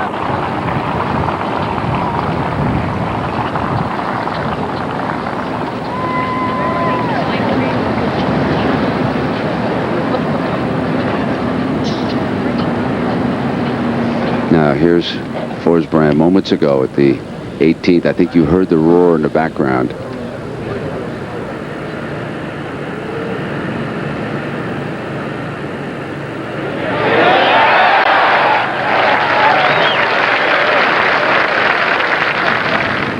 Dillard, 17 for par.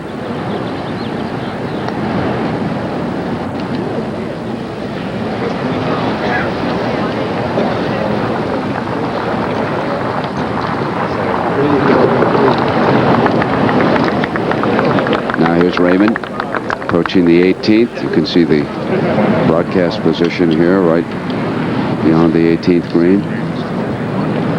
Raymond with 122 yards. Wind just helping a little bit, his left to right.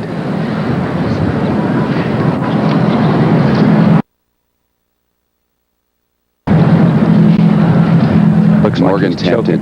Excuse me, Jerry. Morgan tapped in 17. Go ahead. Looks like he's choking down on a little 9-iron, just going to try to bump it in there, keeping it down below the wind. Oh, when he pulled that ball. Ooh, got a lucky bounce. It was not a very good swing.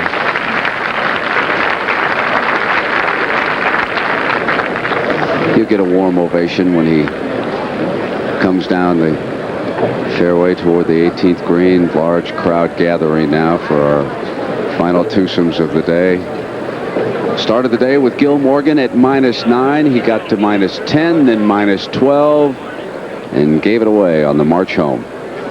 Now tied for the lead with Tom Kite, Ian Woosnam, and Mark Brooks. And Nick Faldo and Joey Sindelar passed 30 players today to get into a tie for 5th.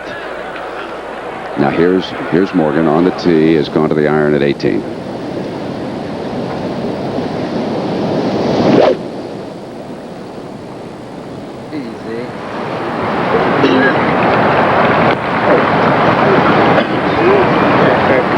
Lots of the fellows now landing right in behind that tree, aren't they?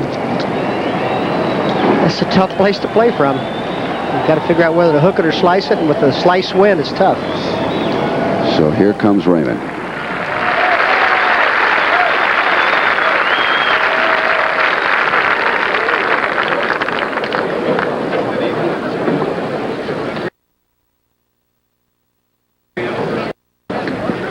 And on the tee, here's Dillard.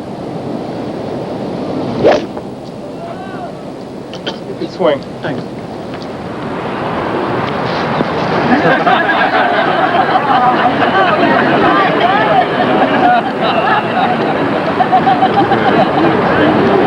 So Gary Hallberg works his way into contention. He's with Jim McKay. Jim? Well, Gary, congratulations. Well done. Today's kind of a classic demonstration, I think, of the way you have to hang in with it at the U.S. Open. I mean, you started 3 under, got it to 5, fell back to 2, but lo and behold, at the end of the day, there you are. I'm real pleased. I I feel real bad for Gil. He was playing so well. 12 under par. I think he had about a 7-shot lead at one point, and I was just trying to hang in there. He was so far ahead. I just kept plugging and missed a few short putts on 6 and 7 from 3 feet and double 10, and it wasn't looking too good. But I hung in there, and you know, this golf course, it's so difficult. If you just mishit it a little bit, you can get penalized so severely, and it's too bad Gil had those problems, but it's going to make it for very interesting tomorrow. To say the least. I think there were 44 people within 6 shots the last time we counted up. How do you account for your play here, your fine play here this week? You have not been having a great year on tour so far. Make any changes? Doing anything differently? Well, I think I've been working on my game a little bit, and my backswing has been kind of a concern of mine. I'm working with Dana Bellinger on that, and work with some other people also. I think at this course, these majors, you make a bogey, you don't feel like you're getting past by the whole field, and we've been playing in some conditions where they're throwing darts, and if I make a bogey, I tend to let it get to me a little bit, and out here, you just, even if you make a double bogey, it's really not that big a thing. You keep plugging along, pars aren't too bad, and I seem to do better in those conditions. That's interesting. It doesn't take as much out of you, right, if you have a bad one. That's right, and so I'd say for that reason alone is why I've hung Let's take a look at the second shot on 14. And here we are. Yeah, this was a 1-iron. I had about 240 yards. I was just trying to hit it at the pin. There's a sand trap there, and I pushed it just a little bit, and here it hits that bank. It was sloping towards the green. I was very fortunate to get where it was. If it's a little short, it could roll back down short of the green, but I was real pleased with that one. That got me going again. I would think so. Well, congratulations again. Hang in there tomorrow, Gary. Thank you very much. Gary Hallberg, back to you, Brent. Jim, thank you very much. Now is Raymond Floyd, one of our last 2 groups. He's here, the 18th green. Notice how worn that face of that club is right where he hits it there. He hits it right in the sweet spot every time. And where most people are figuring, well, I hope I can get that up and down. Raymond is just thinks he can hold it every time. And, you know, it takes an awful lot. It doesn't take much out of you when you're only going to tap it in every time. If you have to chip it up and have to hold a 3-footer every time, it's difficult. And Raymond does that very well. Dillard coming down the 18th. Good layup. That's the play.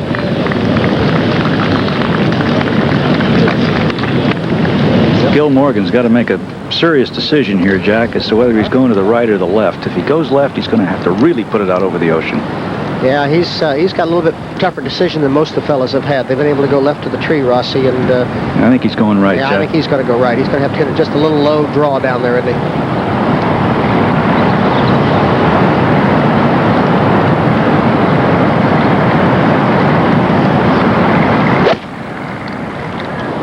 Good shot.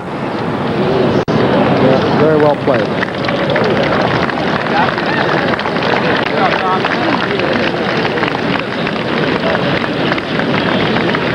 Now we can check out the entire field, and we'll do it alphabetically. You can take a look at how they fared. Everyone has finished except our last pairing. It has truly been a demolition derby here this afternoon. To give you an idea, several hours ago when we took the air, Wayne Grady was one of our featured performers. He stood at 4 under par. Today he shot an 81, and he will go to the final round at 5 over. Ray Floyd began the day going bogey, and then trying to battle his way back. But the greatest collapse of all was that by our leader, Gil Morgan, who had worked his way to 12 under and comes down the 18th fairway now struggling. But remember, he did birdie. Couple holes back, and he is at 3 under par, and there will be 35 players within 5 shots of the lead when the fellows tee off tomorrow in the final round of the U.S. Open. So Pebble Beach has done it again. It has already produced 2 classic U.S. Opens. This one seemed to be getting out of hand, and just when everyone was about to give up on the old lady, back it came. What a wonderful, wonderful arena this is. And tomorrow, we'll have full 18-hole coverage, just like today. And won't that be interesting for our producer Terry Jastro and our director Jim Jeanette to try and jump around this course and keep up with all these fellas. And yes, the Knights of the keyboard. Like to say that Listening to Tom Kite. I really haven't set the world on fire on those first few holes when supposedly you're supposed to be beating up on the golf course. I think for the 3 rounds, I think I'm 2 under par on the front 9 and even on the back 9. So I have really not taken advantage of those supposedly birdie holes at the first part of the round, and consequently I find myself in good position. So whether I make birdies or not early in the round tomorrow is not going to, if I make it. So back on the 18th, one of our last 2 competitors. Here's Diller. It's been a tough day at the office for him. That was from 118. Come down. Down.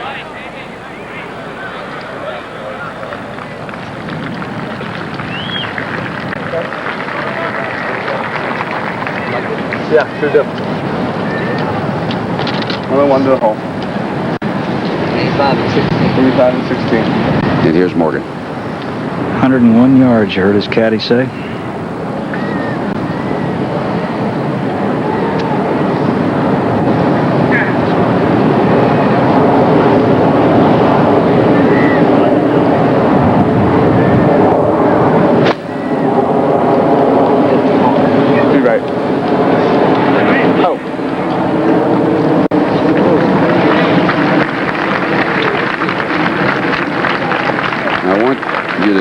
The sportsmanship that'll be demonstrated by this crowd. They know how Gil Morgan has struggled here today, and as he comes up here on the green, large gallery which is now assembled. Earlier today when he got the 12 under, they were oohing and awing back here in the grandstand, and then as he started to fall back they were cheering. But now you just listen to the warm greeting he gets.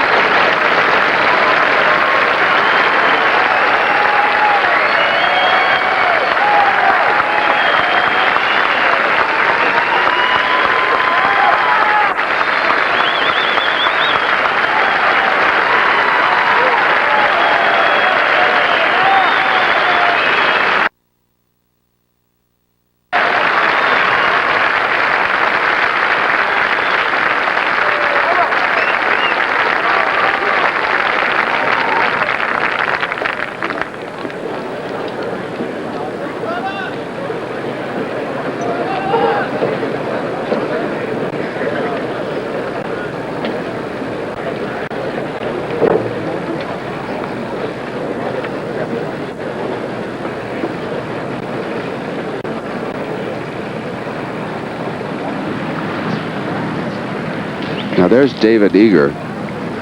He's the chairman of the competition, just reaching down there to pick up one of the balls. They're out there already on the greens and locating the place where he wants the pin placements for the final rounds. A few weeks ago he was out here and picking out the best spots. He'll mark it so they can cut the holes for the flag sticks. Former professional golfer himself who has his amateur status back. He played in Jack Nicklaus's tournament. He was the low amateur there at Muirfield a few weeks back. And to give you an idea of the weather, did you notice how those fellows for the USGA were wearing their heavy jackets here? Now at the 18th, Andy Dillard.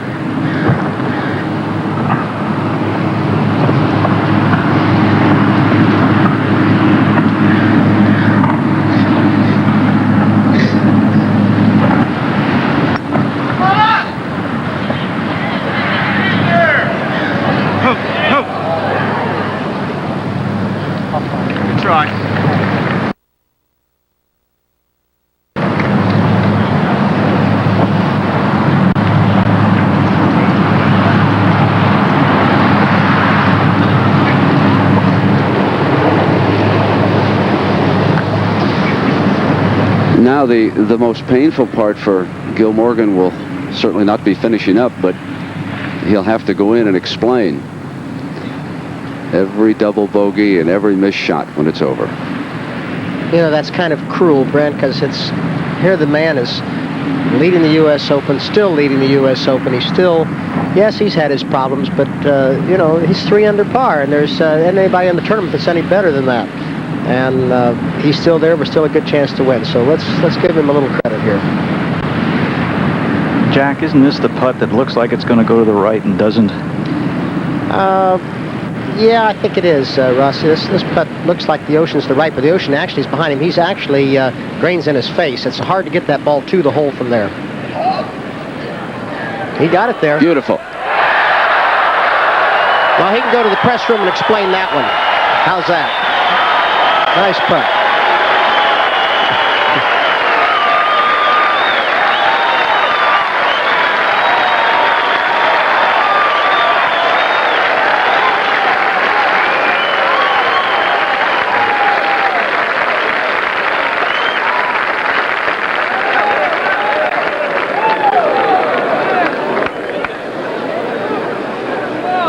And that putt puts him in our final group tomorrow.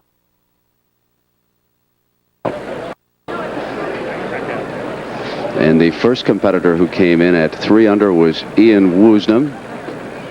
So he will be paired with Gil Morgan. And now Dillard to finish up.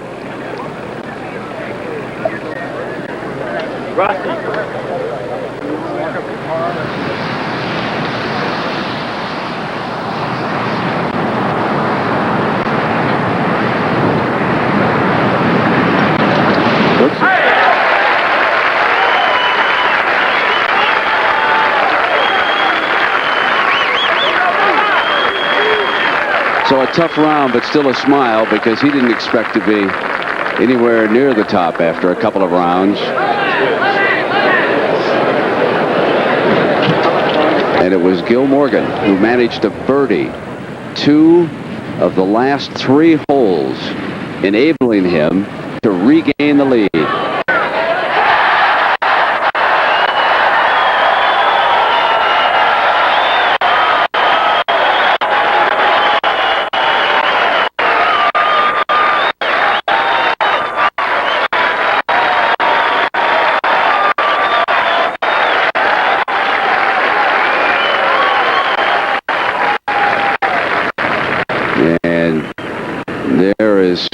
His round today, his difficulty beginning there on number 8 as he goes into sign his card. But Jack, he can certainly, as you pointed out, begin tomorrow on an optimistic note with 2 tricky birdies coming in.